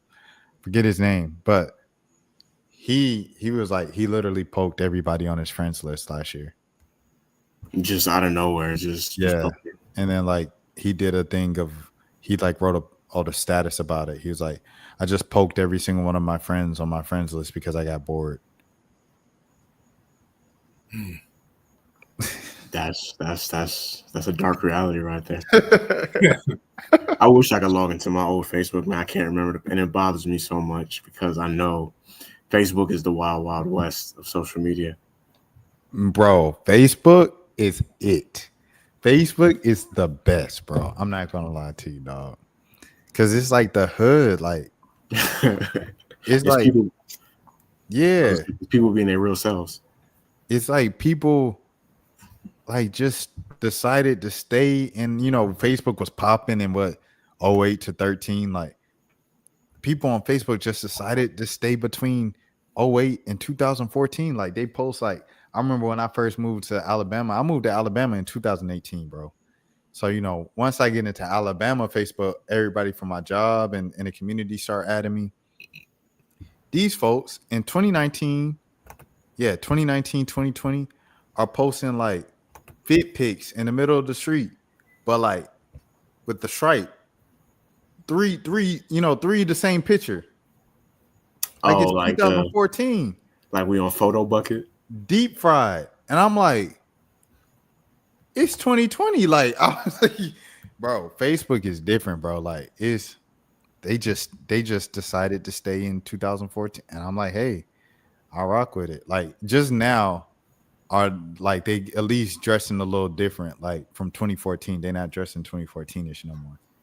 And like, but in terms of like the little statuses and stuff, the jokes on Facebook is a different level. Like if you said half of the stuff you said you seen people say on Facebook on X, they would get you out of here. You'd be the topic of the day, bro. Facts. But on Facebook, they just ignorant. I love it. I ain't gonna lie, I love it. Glorilla said, I don't care how famous I get, I'm gonna always use Facebook. It makes sense though, because it's like I regret it because it's. I mean, I didn't do it on purpose, but I wish I could log in because there's people. Like I'm not gonna add somebody again. It's like let's say I make a new Facebook account. I'm not gonna add like the random person that I had in my 9th grade French class that I was friends with on my Facebook account since like 2010. You know what I'm saying? That'd be the thing about Facebook is seeing like the random people that you forgot about just pop up on your timeline or your wall. Do they still call it a wall on Facebook? Or is that right there? Is that a throwback? Dang, I don't know if they call it a wall. Like that's a good question. Probably, I guess. I don't know, man. Do people people don't just be like post on my wall? You posting on my like? I don't see people talking like how they used to talk. Do people still be having the fake middle names? Like it used to be like some people, on Facebook, you stuck with the name for like at least 3 months. Oh, for real. In 2015, when the Hawks won 60 games, for some reason, someone was like, yo, Atlanta, change your last name to Hawks to show support for the So my name was Rashad Hawks for like 6 months in 2015. And I couldn't change it even after the Hawks got eliminated, swept by LeBron James. I couldn't change it until I had it for like 90 days. Yeah, it used to be like somebody's like their real name would be like John Ross, but their Facebook name would be like John Get Money Shoot People Ross. Like bro, it's not even your personality. Like you're right. It's some people on Facebook that like send me friend requests that I didn't accept for years. And then I actually like look at their page. I'm like, bro, I've known this kid since kindergarten, but like their name on Facebook is like GTG Money Gang GM. Like, bro, who? Right. Glorilla, this a fire profile picture, ain't it? She been she been you know what I'm saying? She been in her bag musically and on Instagram. No facts. Mo was just talking about this before we went live too. Oh, for real? Yeah, about Glorilla going off. Oh, she still got up her old pictures, man. It's crazy because I remember initially it was because it was her and her other friends. That was like the first time that they really started to go viral, and then I don't know what happened, but after a while they just kind of disappeared away. And she's like a real star right now, like becoming a superstar low key. So what happened was they all came up under Hit Kid. Hit Kid, the producer in Memphis, he put all of them together. And then that's why all of them was in the same music video together. Cause it was like they're popping. He just got a bunch of popping female artists from the Memphis, Mississippi area. And so, and he put them together, female artists, and he put them all on one song. And then he did it again because it popped off. And then so in that, Hit Kid was just making a bunch of music for him. And one of those songs was FNF. So FNF is Hit Kid's song. That's why when her first EP came out, it was a big thing where she went on Facebook going back and forth with Hit Kid, whoop, whoop, and was like, you don't own my rights and this and that. Da, da, da, da. You tried to throw me in a girl group for free. We weren't about to do no girl group for free to F. Like, it was a whole thing. And he going back and forth with her like, business is business. This is my song. Da, da, da, da, da. You ain't nothing without. Like, it was crazy. Anyways, that's how they all popped off under Hit Kid. Hit Kid wanted to sign them as a group. They didn't do it. So when they blew up, let's be more particular. When FNF blew up, it was kind of like everybody would have free reign because Hit Kid didn't have them signed. So you got free reign. Glorilla is listening out to the label. She ends up signing with CMG. Yo Gotti's a rich, happy man that he doesn't have to rap anymore because of Glorilla's success. So now in Memphis, Hit Kid is stuck with the rest of them. One of them, Eliza, went to QC. I think they dropped her. K Carbon, she signed. A lot of people like her, but she's having a hard time popping off solo. And so was everybody else. Slime Maroney, same thing, having a hard time popping off solo and stuff like that. They still make records together. Say that again. What was the other one? Her name was like Glaciana or something like that. Yeah. Glaciana, yeah. Just none of them popped off solo, just the way that Glow did. Because Glow just had the stuff, bro. But Glow, on top of her doing the party records, Glorilla can actually rap. Like, that's the thing that separates Glorilla and a lot of other. Like, I remember when Glorilla fell off, right? And then Sexy Red came into play. Someone was like, you have been replaced by Sexy Red. The difference between Sexy Red and Glorilla is all due respect to Sexy Red, Glorilla can rap her behind off. Like, she dumbs it down for the music and stuff. But I seen her freestyles. She was doing them radio freestyles and everything like that, where she's rapping. So shout out to Glorilla. I think I say all that to say that's the reason why she kind of made it further than any other girl, because at the base of the music, when you can rap, it's kind of it's over with, bro. No, it reminds me of when Jeezy first came out, when he had the Boys in the Hood album, when he was with them. Yeah. And then he ended up becoming, he became a legend on his own. But should I give another example, or should I nothing too close to home? I feel like I know exactly. Oh yeah. That's more underground. You know what I'm saying? But I don't know. You said it's no need to start a war. It's no need to start a war. Yeah. That's more local hometown stuff right there. But it'd be like that sometimes. Or sometimes the star of the group gotta go shine on their own. She really on Facebook, bro. She really on Facebook, bro. This was 5 days ago. That's dope, though. I respect that. Yeah. I wish I saw that on my account. She stayed herself, bro. She posting like a regular person too. Yeah. Imagine if Beyonce was just casually like on Facebook one day. Bro, you think that's a good question. Do y'all think Beyonce has a Facebook? She has a I think she had like a secret like TikTok account. Both of them have, her and Jay-Z both have social media. It's just they probably got like either they got secret accounts or they use somebody. But if you listen to the music, they hear everything that happens. Like they just don't post because they got to keep that allure of being separate from the people or whatever. Like when Beyonce did the I'm So ATL. Exactly, but she probably learned that from Blue Dog. Yeah, probably. But like you got to think that they go like, look at this. And I know Beyonce mom posts like a regular Facebook mom.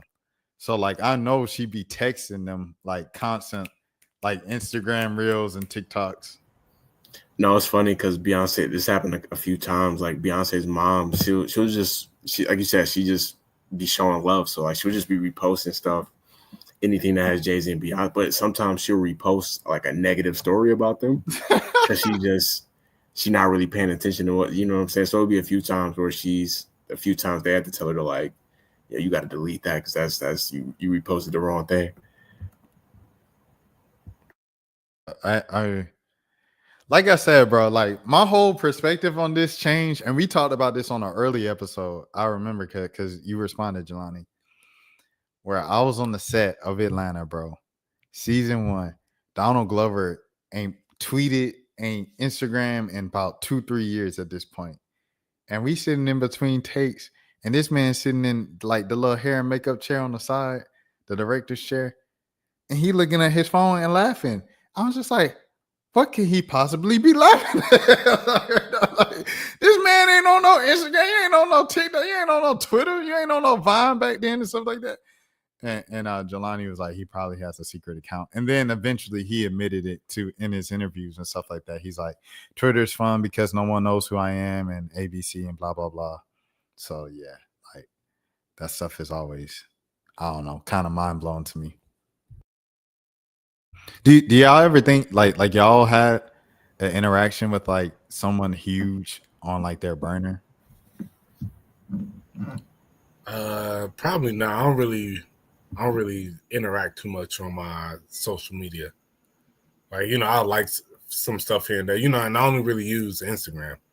So yeah, I doubt I have, you know, so. But if I use Twitter more, probably. I don't know if I ever had any interactions, but I will. I think that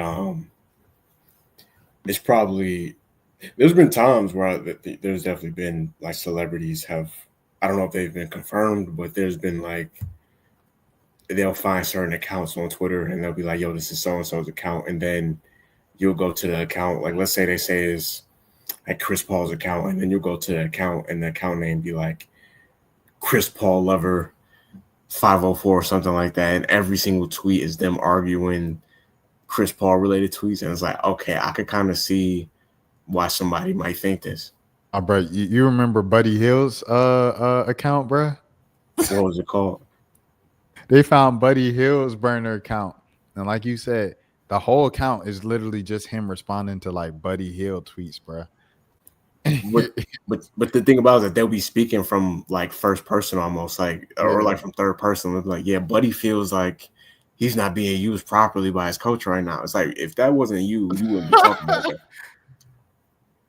I watched Buddy play since last season in college many years ago. I was so surprised that somebody who came from where I come from could be so good and do all the things he could do. I was shocked and in disbelief. I instantly became a fan of his. I watched him get in the league and saw how the politics played a big role in the NBA. More than anything, I saw him revive the Kings under Dave Yeager, only for Yeager to tell him not to take certain shots. I still remember the Kings Warrior game where even KD said, "Why don't you shoot it?" I saw how they took the keys from him within less than a year after arriving to Sacramento and gave it to a rookie De'Aaron Fox. I was greatly disappointed because Fox was nice, but at the time, not better than Hill was. Yeah, that's definitely that man right there. Yo, bro, that's Buddy crazy. Hill burner is hilarious. What you was about to say, Mo? I was saying that's crazy. Yeah, bro. Look at all these details, bro. Like, okay, to answer the question, I don't think I've interacted with the burner account. However, I've definitely read comment sections and saw like a random account just like go over the top to defend a random player. I see it a lot in sports because I be more on sports Twitter than like celebrity Twitter. Um, and like I'm like, yeah, there's a good chance that that's this said athlete or something like that. Yo, he went on a whole rant. This is crazy. Go ahead, Mo. My bad. Oh, I was just gonna say, yeah, I ain't never interacted with no burners, but I used to play on Xbox Live with DJ Unk. Dang, rest in peace, bro. Why you ain't say nothing when he died? I wasn't around. Oh man. All right, man. That's actually kind of crazy. Dang. So how you I told you DJ Unk died? Oh no. Actually, no, I was around. Oh yeah, I mean I think I didn't have my phone at the time though. Oh man. Yeah. Dang, Or I bro. just got my phone. It was something, but yeah. I think like I got my phone back probably like a couple days like after he passed. Rest in But peace, DJ Unk. And full circle moment talking about Glorilla and then going back to DJ Unk because DJ Unk's last hit was Glorilla. mm-hmm. Oh, you on mute, Jelani. Oh my bad, bro. I was saying, yeah, no, that is crazy. How did you? I feel like you kind of just casually just said that. Like, how did you end up playing on live with DJ Unk?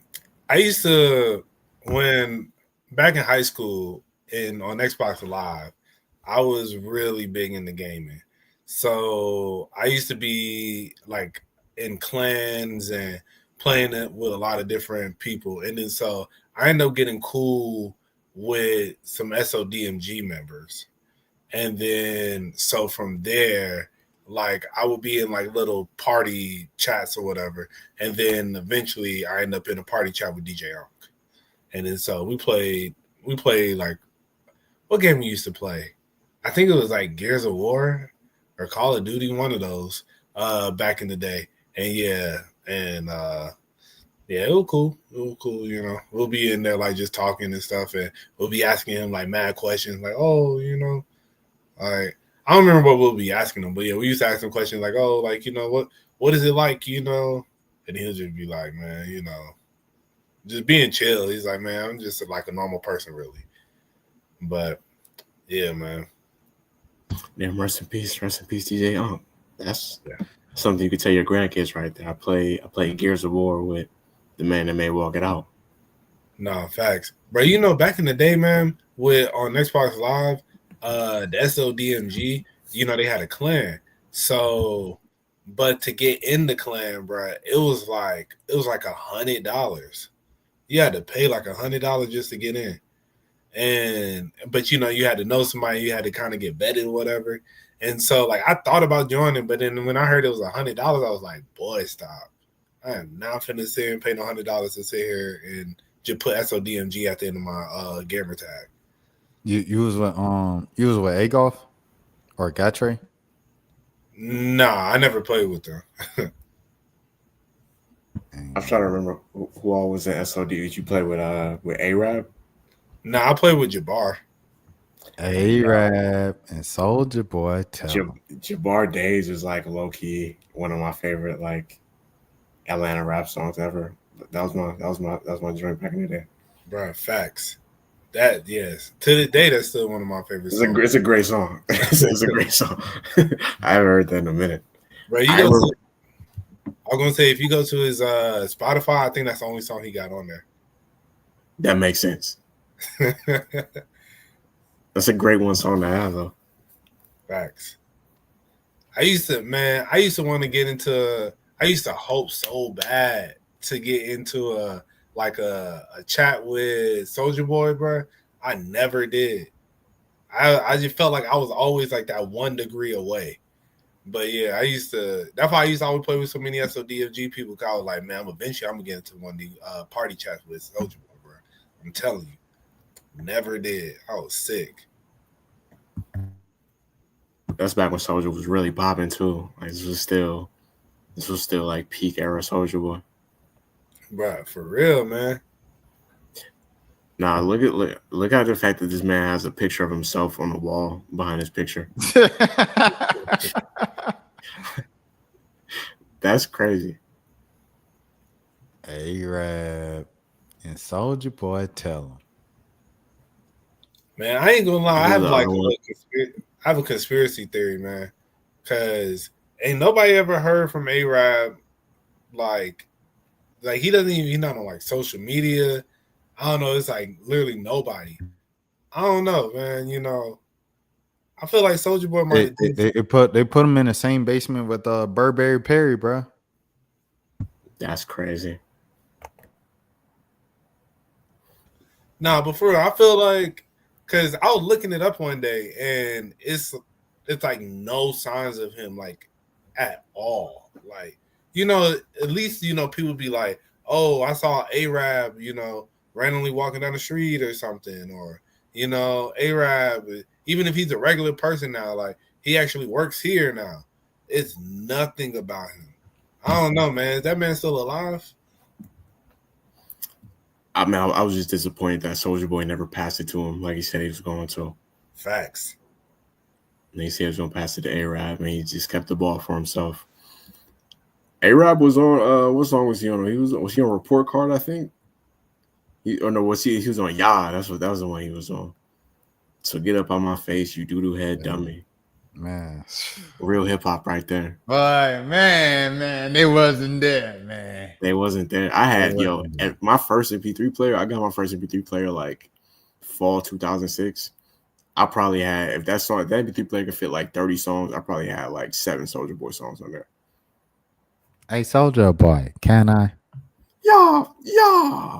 Hey, yo, A-Rap, can I? Man, that's, bro. And they was really playing that too. Like, you know what song was super fire by Soulja Boy? That Shootout was super fire. Yeah, man. So, man, don't get me started on Soulja Boy. The black and white music video. That was my joint. Don't get me started on Soulja Boy, bro. Like, that's why it's like, dang, you gonna take the Trump money, bro? That's what we doing, bro. The Trump money is crazy. Did y'all like the Juice mixtape around that time? When he got the fade, when he was Zan with that lean and all that? I did not. I do remember not really enjoying the mixtape. It was a couple songs on there, but the whole project, nah. I wasn't really into it. Yeah, he had that Soulja got the Juice and Zan with that lean part 1 and 2. That was pretty much it. Yeah, that Zan with that lean.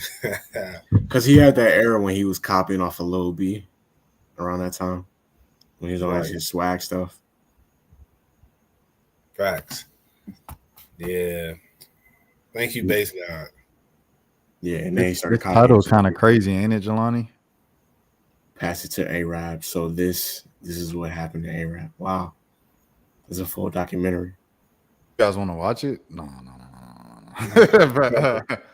No, I don't know if we got time to watch the full.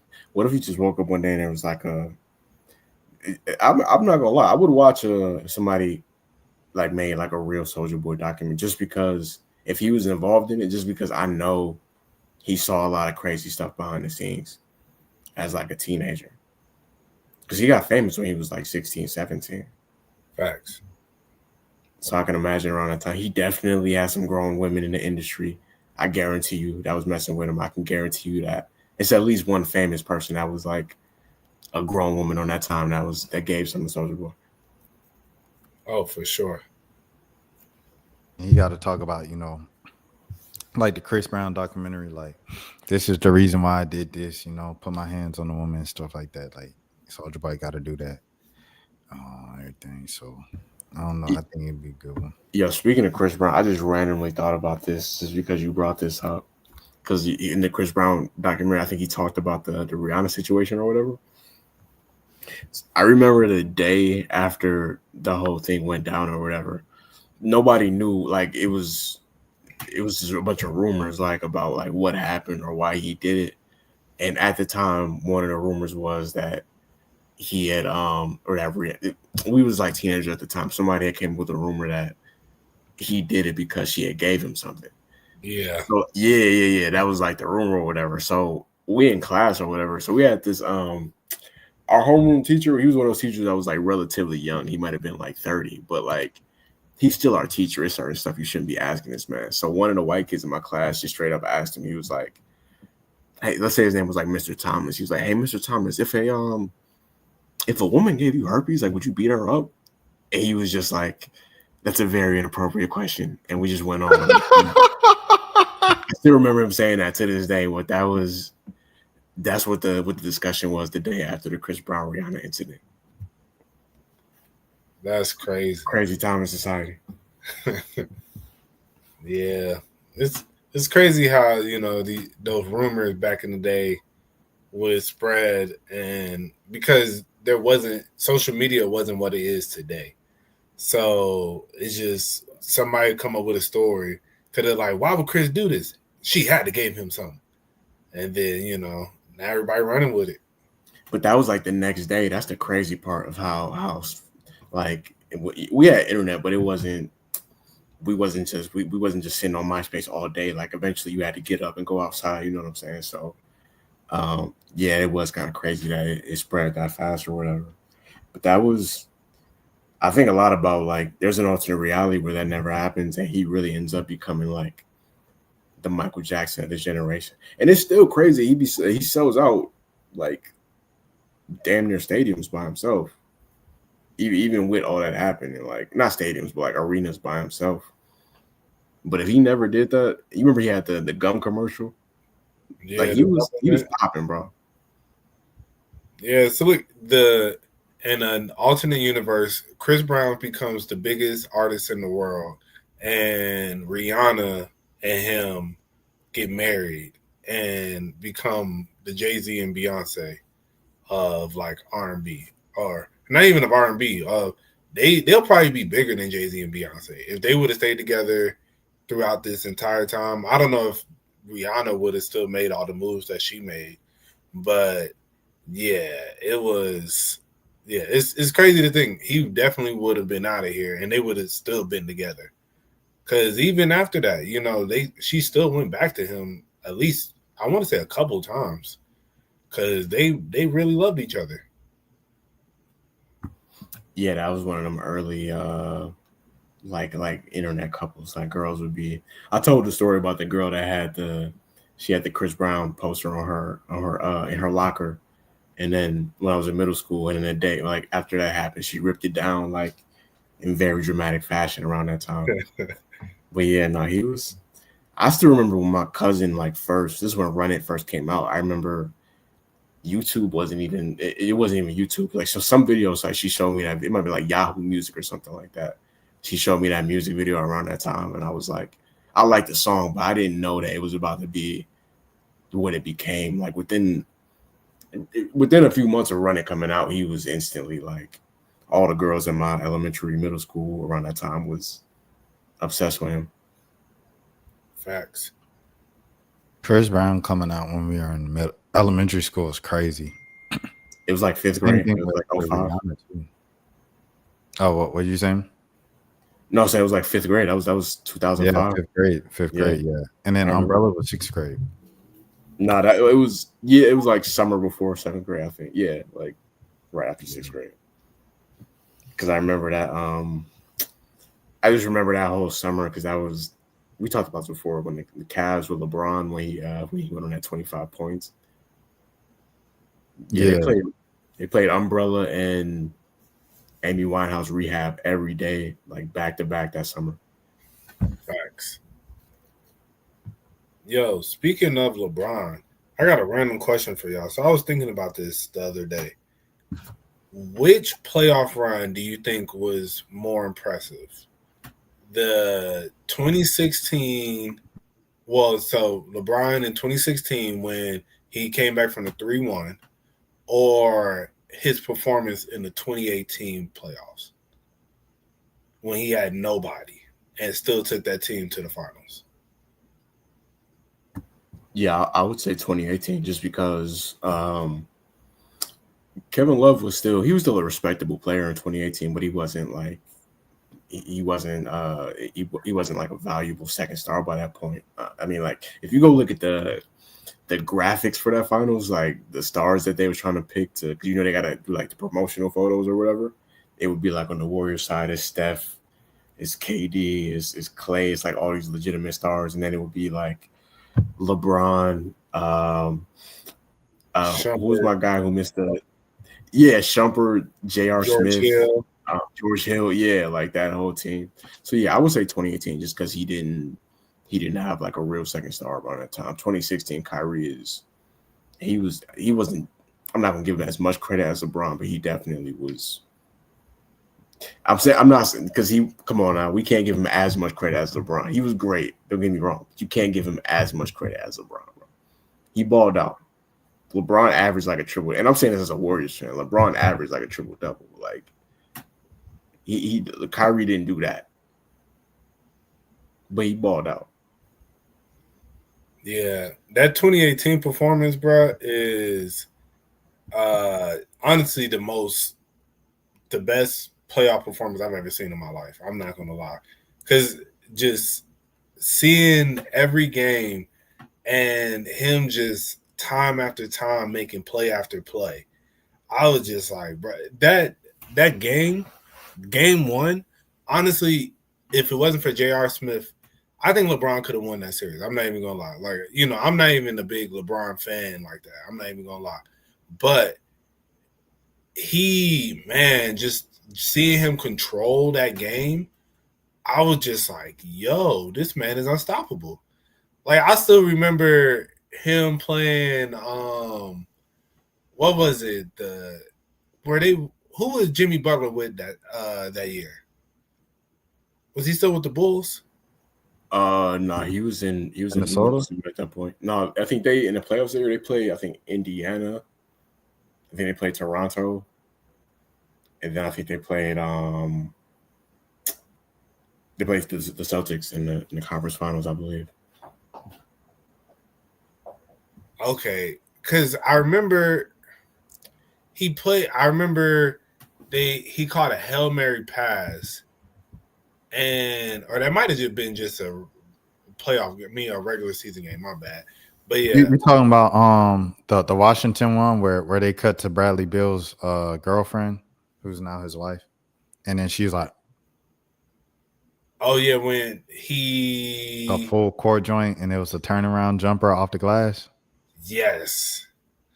Yeah. Bro, Cleveland and LeBron, they just had some unreal games, bro. Like, remember when Kyrie had like 54 in San Antonio, and he was just like this, and it was just going in, and he couldn't miss. Like, they had some unrealistic games, bro. I still don't think I get annoyed when people try to make it seem like they just assume that people really think if KD never went to the Warriors that they wasn't going to at least go back to the finals. Like, bro, that team was at bare minimum going back to the finals the next year. Though I don't like when people like it took them 7 games to lose the finals. It wasn't like they got swept. Obviously, they blew a 3-1 lead, but it still was a 73-win team without KD. Like, bro, they was. I put it like this: if they won the finals when they got older in 2022. So you don't think when they were still young back in like 2016, 2017, if KD never comes, that they're not getting at least one more ring around that time? Facts. That always annoyed me. And they had like didn't they have like Harrison Barnes, right? Yeah, like I said, they re-signed him and they stayed with him. Like he sucked in the finals, but he still was, bro. They won 73 games to them. Like, yeah, he was decent, bro. Exactly. He was like, a respectable player. So the Warriors definitely would have won. Like, I think they would have won 2 more. Cause wasn't it like 4 years in a row with KD? They went to the finals every year. 5 years, from 2015 to 2019, they went 5 years in a row. So you went to the finals 4 years in a row with KD. Without KD, they probably would have made it 4 years in a row. Well, they And, went 3 because he was only there for 3 years. oh, he's only there for 3 It's years. crazy, yeah, how big of a deal it was. But yeah, he was only there for three seasons. Yeah, remember that last one they were going for the three-peat. Yeah. Oh, with Toronto. Mm-hmm. Yeah, What the freak? That man, DeMarcus Cousins said this unfair and then joined them. Man, a lot of y'all was moving like suckers back then. I ain't forget. They might have forgot. I ain't forget. do you remember how Yes. Twitter reacted? Who? Do you remember how Twitter reacted when DeMarcus Oh, Cousins yeah. signed? He was like, "This is crazy," but God took care of that. You know. Okay, all Shout right, out to DeMarcus. that's crazy. Thanking God for somebody tearing their Achilles, just nuts. Nah. But you know what team should have been crazy? The New Orleans Pelicans, bro. When it was Rajon Boogie Cousins. Rondo, Drew Holiday, and the Twin Towers. Oh my gosh. Oh, if he doesn't get hurt, I think they would have been crazy. That team, bro. That Facts. team's crazy. Yo, speaking of crazy duos, y'all saw Meg and Klay Thompson together? Oh man. Bro, that shit hurt my heart, dog. I I, seen I, it. I was in a good mood, Mo. I was in a good mood. And that's a shooting guard from my favorite team, and he's helped my team win multiple championships. Grateful for him, but yeah, I don't hate on any other man, but like there was part of me in my system that like a 5% part of me that wanted to hate on him a little bit right there. The craziest part is I wasn't even hating on him that much. It was just like, oh dang, that's crazy. He got made to stallion. That's unfair. But it didn't really hit home until I seen the video today, and that's when I was like, oh, he get to just do this whenever because that's his girl. That's crazy. Oh yeah, when she was sitting on his lap, I was like, damn, Man, what? You gotta respect it, dog. You gotta respect it, man. Like lucky guy right there. For real. Yeah. Hey man. Yo, what's up with Labubu? I don't know what's. I feel like it just popped up out of nowhere. I don't even know anything about it. I didn't even know there was a doll till I saw that video. Yeah, it's like little dolls that people be putting on like their keychains and stuff. And yeah, I guess they're mad expensive because Buddy just became a billionaire. The owner of Labubu. He's like the one Rock of the Nation propaganda. That's a fact. Hey, go ahead and we need to check to see who's the investors. But for real, like the Labubu thing just popped up out of nowhere, and I'm like, I really don't. Because the first time I heard about it, bro, I saw somebody. It was talking about what girls be, like girls stuff that like girls be like hype about, you know, like hype beast girl stuff or whatever. And they was like, yeah, you know, and they got the Labubu on their keychain or whatever. And I was like, Labubu. I like, did they mean Lulu? Like, I'm thinking, like, is that just like a funny way to say Lululemon or something? And then I saw the whole thing about how the Labubu CEO is now like a billionaire, and I was like, what? Like, what is going on? Yeah, I just don't get it. I don't. These little toys. I heard Lizzo rap about him on when she did the remix to the Wham Whammy remix or whatever. I think she had a line about it. Or that was the first time I probably heard about it. But yeah, I didn't even know. It reminds me of them. I feel like there used to be more of these. It's not so much, but they used to be like these random toys that would go viral. This is more so like when toy stores were popular, like the little. I know you remember like the little robot dogs when we was kids. Oh yeah, I know exactly what. Yeah. Like those was viral for a little bit. The Tamagotchis, like stuff like that. Yeah. But that stuff usually, it usually has like a short shelf life. It only be like it's usually only like maybe a 2 or 3 year run where they're super popular like that, if that.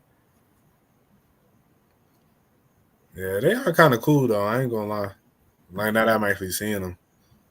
It's kind of like the Funko Pops, but they've been popping for a minute now. Yeah, facts. It reminds me of the Stanley Cup fate phenomenon. Mm-hmm. Bro, people was getting locked up for stealing those. I was like, bro, like, what's? It's a cup. So, oh, it's a Stanley Cup. I want a Stanley Cup for Christmas. I might have asked y'all this before. Did y'all try the Popeye sandwich when it first hit the streets in 2019? I tried it, not the first few weeks, because I was like, I'm not gonna wait no long line. But I eventually got to it probably after about like 3-4 weeks. Yeah, I remember me and my homegirl just being high one day and was like, this might have been maybe a week or two before it really got crazy, but we was just like, you just want to go to Popeyes and try it. And yeah, it's not the same. Like the version of the sandwich that they got now, it's not the same for what they ran out with like the original batch. It was something in the water with that chicken. I don't know what it was. But that was a great chicken sandwich. And I don't even like toppings like that. So I had mine like plain with just some barbecue sauce. But it was different than what the new Popeyes chicken is. Pause, but it was juicy. No, it's a fact. Have y'all had the new wraps? Nah, I'm vegetarian. Oh yeah. The McDonald's snack wrap? You know, Popeye got a snack wrap now too. Oh, I think I might have seen that. I'm not really like a big fan of the chicken wraps like that, but I haven't tried it. I do. I'm not gonna lie to you though. Like I'm kind of disgusted with myself. I do like Popeye's wings, and I'm kind of ashamed because I shouldn't be eating them. Like they mess my stomach up every time, but I do enjoy them. Bro, them Popeye wings be hidden, bro. I'm not gonna lie. They got that little bit of heat in there on the actual skin and stuff. Yeah, them things be hidden, bro. But it'll wake you up at like 3 a.m. and have your stomach feeling crazy. I've definitely had that happen before.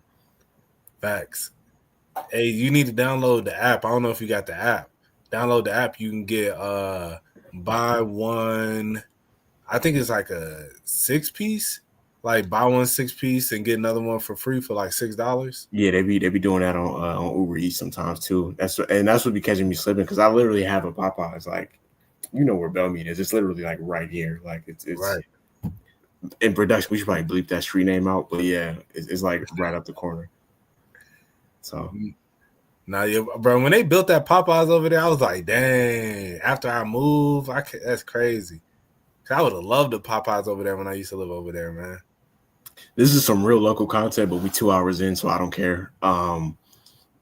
There's definitely, me and my mom was talking about this. Like, there's starting to be white people in areas of Cobb that there were never white people. But like, I saw a white man jogging down Booth Road the other day with his shirt off, just casually, just like, that wouldn't have been a thing like 10, 15. Like, that wouldn't have even, not to even make it sound like Booth Road is like the trenches, but it was trench enough that wasn't like, no, bro, that wasn't even a desirable location for a white person to even live at one point.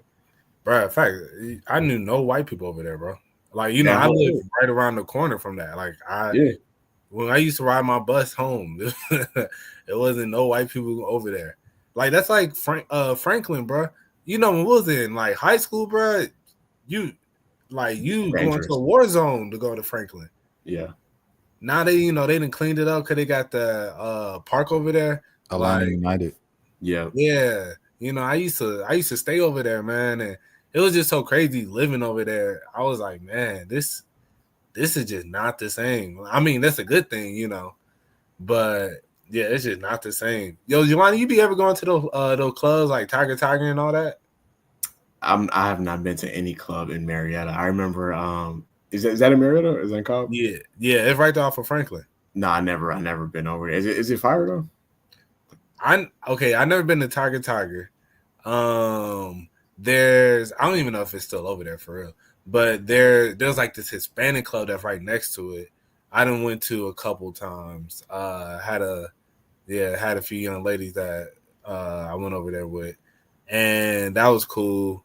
But like, it be packed over there though. I ain't gonna lie. And they got a little hookah lounge on the back end as well, and it'd be decent. You know, ain't like it's like it ain't nothing crazy. You know, they be having like live performances and stuff. So I know a couple people that done performed over there a few times. I remember they used to what was I finna say? Oh yeah. No, they used to be like a few different It's not so much now. There used to be a club by Natty's, like the Jamaican restaurant over there. I don't know if this exists, but there used to be a club that was like right by there. But they not a club. They used to stay like a late like that, like a bar at one point in time. But I think after a certain point, it was just like, bro, you can't do something like this in Marietta. But it's just not the Marietta Square now. Don't get me wrong. They starting to actually like Marietta Square is starting to become like a real like legitimate spot. You know what I'm saying? As far as people hanging out. No, facts. They got what is that, like McCracken's or something? That little Irish little bar, and then they got Black House and stuff over there. Yeah, they're kind of live. And then with the Battery, of course, like we got that. Mm-hmm. Yeah, the Battery be lit, you know. And they got so many different vibes in the Battery too. They just ain't got no real hip hop vibes over I there. was just about to say it ain't our type of vibe though. It ain't. They'll have like a DJ play like a random rap song from like 2001 and then go right back to country. Bruh, facts. But you know they got that little Hispanic club over there too. What's it called? Man, I do not know. I need to look that up. But yeah, like if you over there, it's like where I think Sport and Social is. It's like right across from there. I think it's like right next to Antica, that little pizza shop over there. Yeah. Yeah, I ain't been there in a few years, but I definitely had a run when they first opened. Like the first couple years, I definitely used to be down there a lot. But I feel like now it's more. I feel like it's more of a thing now. Like as far as people going, like yeah. They got the All-Star game there right now. I think it's tomorrow. Yeah, they just had the home run derby and stuff. I Yeah. heard it's lit down there. I might go before work tomorrow. I gotta work tomorrow night, but I might just go just to see what's going on. Yeah, See how it's looking. they had the MLB draft. It started on Sunday night, and in between the picks, they had Jessica Mendoza reporting like live, like introducing her packages of like interviewing the prospects, and she was doing her stand-ups in front of Yard House, and I was like, oh, that's crazy. Yeah. Yeah, them lemon pepper chicken tenders from Zaxby's, they kind of hit. I need to get those a try. I remember I used to I feel like they charge extra for it now, but like I know Zaxby's, it used to be standard where you could just tell them like I want it dipped in this sauce. Mm-hmm. So you probably got to pay extra for that now. Zaxby's was never the same. They brought them back, but like after they got rid of the milkshakes the first time, it was never the same. It was like a step down in quality after that. I noticed. They done took the mushrooms off the menu. I'm like, dang. Oh, for real? Yeah. Wow. Used to have the mushrooms on the menu, man. Took that off the menu. I'm like, dang, I can't get nothing but fries and toast. I used to be like fake, not really jealous of you, but like in a joking way. I used to be jealous of you in high school because you used to get the half days and then you could go to work and leave school. Bro, Like, senior year, I ain't do nothing, bro. I used to be there all day. I was like, dog, I'm not trying to be here right now. Like, Bruh, I just be driving, bruh. That's hilarious. Yeah, man. I was barely in school, man. We barely went to advisement. I remember one time I went to advisement and she was like, oh, okay, nice to see y'all. You haven't been to advisement in a month. But yeah, I mean, my first class is, 2A or 2B, you know what I'm saying? Like, I don't know. Like it's an extra 20 minutes to like leave the house and get ready and stuff like that. I'm gonna take that extra 20 minutes. Hey Jelani, you went to Marietta all 4 years? I went to Wheeler my freshman year, and I went to Marietta the last 3 years. Okay, yeah, that's what I thought.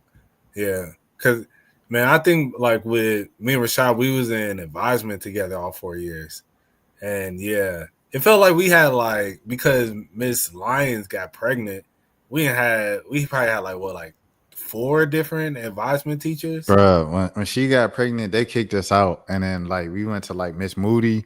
We went to this like nurse teacher for a year. The nurse teacher, oh man, yeah, she was crazy, bro. Oh, Miss Van Zant? Yeah, bro, Miss Van Zant, bro. That's where we met Sammy, bro. Hey, rest in peace, Sammy, bro. Oh, yeah, R.P. Sammy, man. R.P. Sammy, man. This man, Sammy, bro. Hey, look, Jelani. This man said, because he always talking about his old high school. He said, yeah, Cocoa Beach, we was #1 football team. Ain't never lost. This and that, I'm the star player, everything like that. So he said, okay, bet. So we looked it up. They were the #1 team. They were undefeated for like the last 3 seasons. But, we said, oh, what number was you? And he said 45. He said, oh, no, I'm not on the roster online because of my grades. That used to be how it be. Bro, we ran through the whole roster on the smart board. It's on the projector in the advisement on the smart board. We going through the. Bro, the funniest thing, he used to always talk about, like, we used to be like, bro, like, you can't hit no push-ups. Like, he always talk about, like, he's super athletic. So it was like, bro, just hit like one push-up, bro. Bro, I ain't hitting no push-up for free, bro. And bro, that was like the whole year we went through this, bro. This man ain't never hit a push-up. The funniest part, we had Draven in our advisement that year, bro. And Draven, hilarious, bro. Draven walk in, he said, man, Sammy, you ain't gonna do no push-up. Right. But yeah, yo, That was the funniest stuff ever, bro. yeah, And he really didn't do a push-up all year. Go ahead, Mo. Well, I was gonna say, yeah, Buddy ended up like we say RP because he passed away, I think was either the next year or senior. No, he's senior year. Oh, I just remember what. Yeah, okay, I remember. Yeah, that was horrible. I just remember what you're talking about. Yeah, that was wow. Wow, I forgot about that. That's terrible. Yeah, man. But yo, I remember in Vincent class, bro. One time I'll never forget. We were watching. We used to watch ESPN in the mornings. So, we'd be sitting there watching SportsCenter. So it was something like some crazy highlight where LeBron did I think it was like D-Wade threw LeBron like some crazy alley or something. And I remember thinking I was like, bro, I gotta watch this. So we in the middle of watching it, but then as that particular highlight is on, they're doing like the national anthem or something. Bro, literally the highlight was coming up. D-Wade threw it up, bro. You see LeBron going up to grab it, and she turned off the TV. Bro, I got so mad. Like, yo, because it threw me off. Because, imagine you just sitting there watching it, and then next the TV just cut off. And I remember I was like, what the fuck? Yo, and yeah. She got so because of that, I got in trouble. So I had to come. So I didn't get written up and stuff.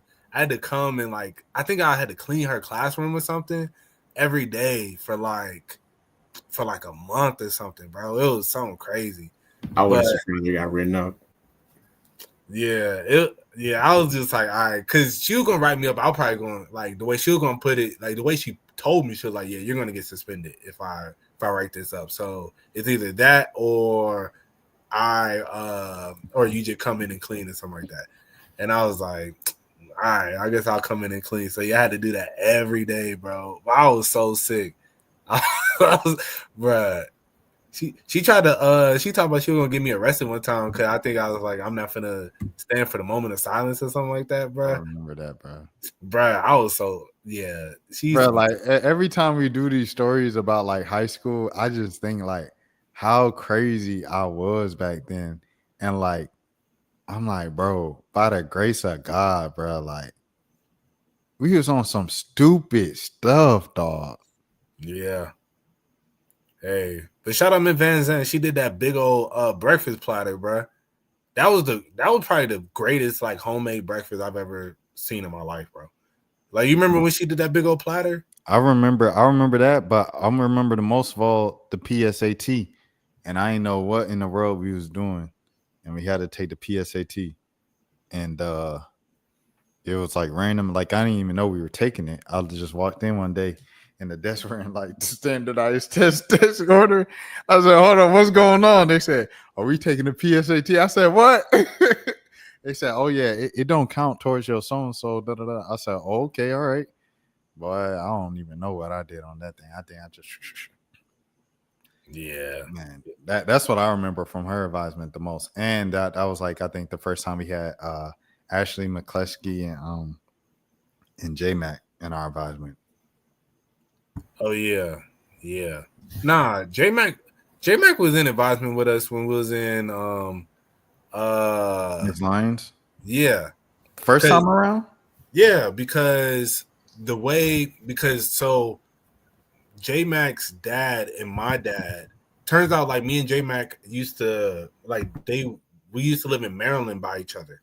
And then our dads was in the military together. And then I went to go play at his house one time. And I remember playing over there and like kicking it with him, but I just never really knew like who he was. That was like when I was like 5. And then we was in high school one day and then we was just talking. And then we end up having one of those crazy moments of I remember that. I remember that. Yeah. Yeah, it's like, yo, you used to live in Maryland. Yo, you like what's your dad's name? And I was like, yo, your dad named Mac. It's like, yeah. And I remember I called my dad that night. I was like, yeah, like, Mac's son, is in my advisement. Hey, rest in peace, Miss Bowie as well, bro. Yeah, RP, man. RP. Rest in peace, Leticia. I literally was just thinking about because I'm trying to remember. And this is like a morbid ass thought, but I definitely was trying to think of because somebody had posted on Facebook it was like a post about kids that passed away when you were like teenagers or whatever. I was trying to think who did pass away. I remember there was a kid who was he got shot when we were in high school. He was a Mexican kid. I remember him and his girlfriend used to be booed up in the hallway in the morning time or whatever. But I remember him getting that was the one that I remember. But until you just brought that story up, I didn't even think about that. Well, of course, obviously, rest in peace, Jordan Davis. I remember that. Yeah. But I didn't think about Andy Messina. Rest in peace, Andy Messina. I think was he banned or something like that? Right? He wasn't you know how we had band groupies, rest in peace, respect to brother. But it was a couple of people who weren't in band, but they were kind of weirder kids, and they just always just hung around band but weren't in band. He was one of them. Yeah, fortunately we lost a few, but fortunately we didn't. Thinking about how big our school was, considering it was how many people was our school? 2,000 or something like that? I lost 5 people I knew by the time I graduated in Marietta, and I was like, dang, that's kind of a lot. I felt like I kind of grew numb to it by the time I was finished high school. Who's the 5? You go. If you want to count Miss Bowie, does Miss Bowie count? Yeah, I guess technically. Okay, Miss Bowie, Leticia, Sammy, Andy Messina, and then shoot. I could go. It's another teacher I lost. I could go there. I could go. But that's 4 off top that I could go off top. It's at least one more. I can't think of them right now, though. Rest in peace to whoever it is. Okay, yeah. I was about to say, I'm like, we had the lot of same people since 6th grade. So I was like, who? But you ain't expect me to rattle off that 4 so quick. Yeah, nah. Yeah, it's It's more than you know. Yeah, nah. Have we lost from our graduating class? Have we lost people since we graduated? I know from 2014 we have, but I don't know from 2013. I don't know who. Yeah, mad people. They had them up at the reunion. I don't. They both of them. Yeah, I don't remember who it was though. Oh, Teodric. Oh yeah, Teodric. Yeah, rest in peace. Bro, that one's. Bro, I was actually just thinking about that the other day, bro. Bro, Teodric was one of the most athletic people I ever met in my life, bro. That man he for sure could have. I don't know if went to the league, but he could have went D1 for sure. He would have stayed locked in. And I thought about that, and then I was like, wait, hold on. Teodric isn't alive. I was like, that's crazy, man. I literally thought about that the other day. That's one person I could think of off top. Sierra. RP Sierra. Oh, I didn't. So I didn't know. I knew one of the twins had. I didn't know what had happened, or we didn't talk about that off. But I didn't. I remember seeing somebody post that one of the twins had passed away, but I didn't know what had happened or whatever. But speaking of the twins, I think both the twins, the dudes with the afros. Oh yeah, they both. They both died. Yeah. What happened? One passed, and then the other one, transition. Well, yeah, he took his own life. Yeah. Oh wow, this got dark. I didn't. I was yeah. All right, another edition of 1 a.m. pod. Man, that's crazy. Yo, and then last one, bro. One that really, really threw me off. It's just super random. R.I.P. Mark Blevins, bro. You remember Mark Blevins? Yeah. He passed in like 2014, bro. I remember that, but I forgot. Mark Yeah. Blevins is dead, bro. Yeah. Dog, no. But I remember that. I remember you telling me that and me like being like, oh, but what the freak? Yeah. Bro, Mark Blevins dead, bro. Brad, like Mark Blevins, so Jelani, he was in band. He was probably what 2 years older than us? Yeah. Yeah, he was 2 years older than us. He played saxophone. And so I really had to like, for me, it really hurt because he was like really somebody that I looked up to in band. Him playing saxophone, I played saxophone, and I just his style work because he just didn't care, bro. He didn't care. He was like a bad kid, bro, but he was good at playing saxophone. Like he was talented. Yeah, super talented. So it's just, but he just, super, super cool guy, man. And yeah, that was my guy. And then just so randomly, I was back in like 2014, 2015. I don't know, I just thought about him. I was like, man, how's, Mark Blevins doing? And yeah, I went to his page and I saw that he wasn't alive. And I was like, bro, what? It's one of those things you just randomly see. Yo, it's another, okay, all right, we can, so yeah, those ones where you didn't hear about it when it happened, but then you just see about it later, man. So my ex, bro, her cousin that I was cool with that lived here in Georgia, and it was her only family that was in Georgia. And so like I went over to her house, but she was like older, like in her 40s or whatever. And she always used to tell me about how, her cousin had some disease or whatever. So she always had to be like really careful. And, there's been a couple like, scares and stuff like that. And so randomly about like 2 months ago, I get Facebook be sending you those notifications. And so one of the notifications that I got that was like for a friend, like, to add somebody as a friend, was my ex's mom. So I was like, what? I was like, shout out Miss Linda. I was like, let's see what Miss Linda been up to, because I liked her mom, So I went to her page, and then the first thing I saw was like, yeah, it was like, yeah, my heavenly niece's first, birthday, not here. And I was like, wait, what? Like, and it just threw me off, bro. It just made me like super, because I knew her and like I really liked her. Her husband, her family just in general was really nice. And even though me and old girl are not together no more, but it's just, we were together for a long time though. So, I was like, I don't know, it just really threw me off, man.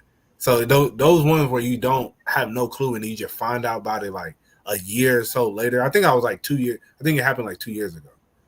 And yeah, it was just like one of those like, dang, man. It was like, I wish I could give condolences, but we're not in that place to where I can do that.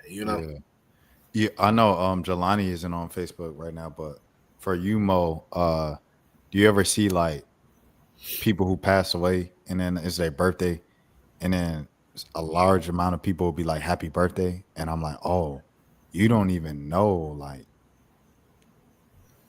Not really. 'Cause I don't be on Facebook like that. So, I'll be on there like randomly, like just if I go on there, it's like with a purpose usually, Yeah. But yeah. They did that to my old college classmate that I was talking about earlier, and then they did that to my uncle this year. And they was like real enthusiastic with the exclamation marks. And I was like, I'm so sorry. So sorry, man. Yeah, man. What an episode. This took a dark turn unintentionally. Yo, I seen this clip, bro. I don't know if y'all seen it of the little kid, bro. like there was like his mom got pregnant, and he was like, "Your mom got pregnant, yay! Aren't you happy?" And then like the little boy, he ran to her and hugged her, and he said, "Let's hope this one don't die." Oh my God, that's crazy. Yo, yeah. Okay, we should end the pod on that. Yeah, we're gonna get up out of here. Yeah. Like, yo. Hey man, RP to all the fallen soldiers out there, man. No, for real. Rest in peace to all the people that we lost as teenagers and things like that. Yeah, RP, man. So I guess I'll go ahead and kick it off. You can find me on X. There's no other way to do it. Yeah, you can find me on X at Monos_. Find me on Instagram, RBMo____. Or find me on TikTok at Rubber Band Mo. I ain't got nothing on there, but hey, if you want to follow me, go ahead. Yeah, you can find me on Twitter _Jelani 2 underscores. On TikTok, the.1am.podcast. Yeah, man. Bro, this man said, "RIP all our fallen soldiers." So you can follow me on X. Smooth transition. Hey, bro. Hey, another edition of 1 a.m. pod, man. If you made it this far, 2.5 hours in, bro, including a half an hour long discussion about the people we lost as teenagers, we appreciate you so much, man. We'll see y'all next week. Until next time, peace. Chicks on your APs, looking like weeds. Haven't seen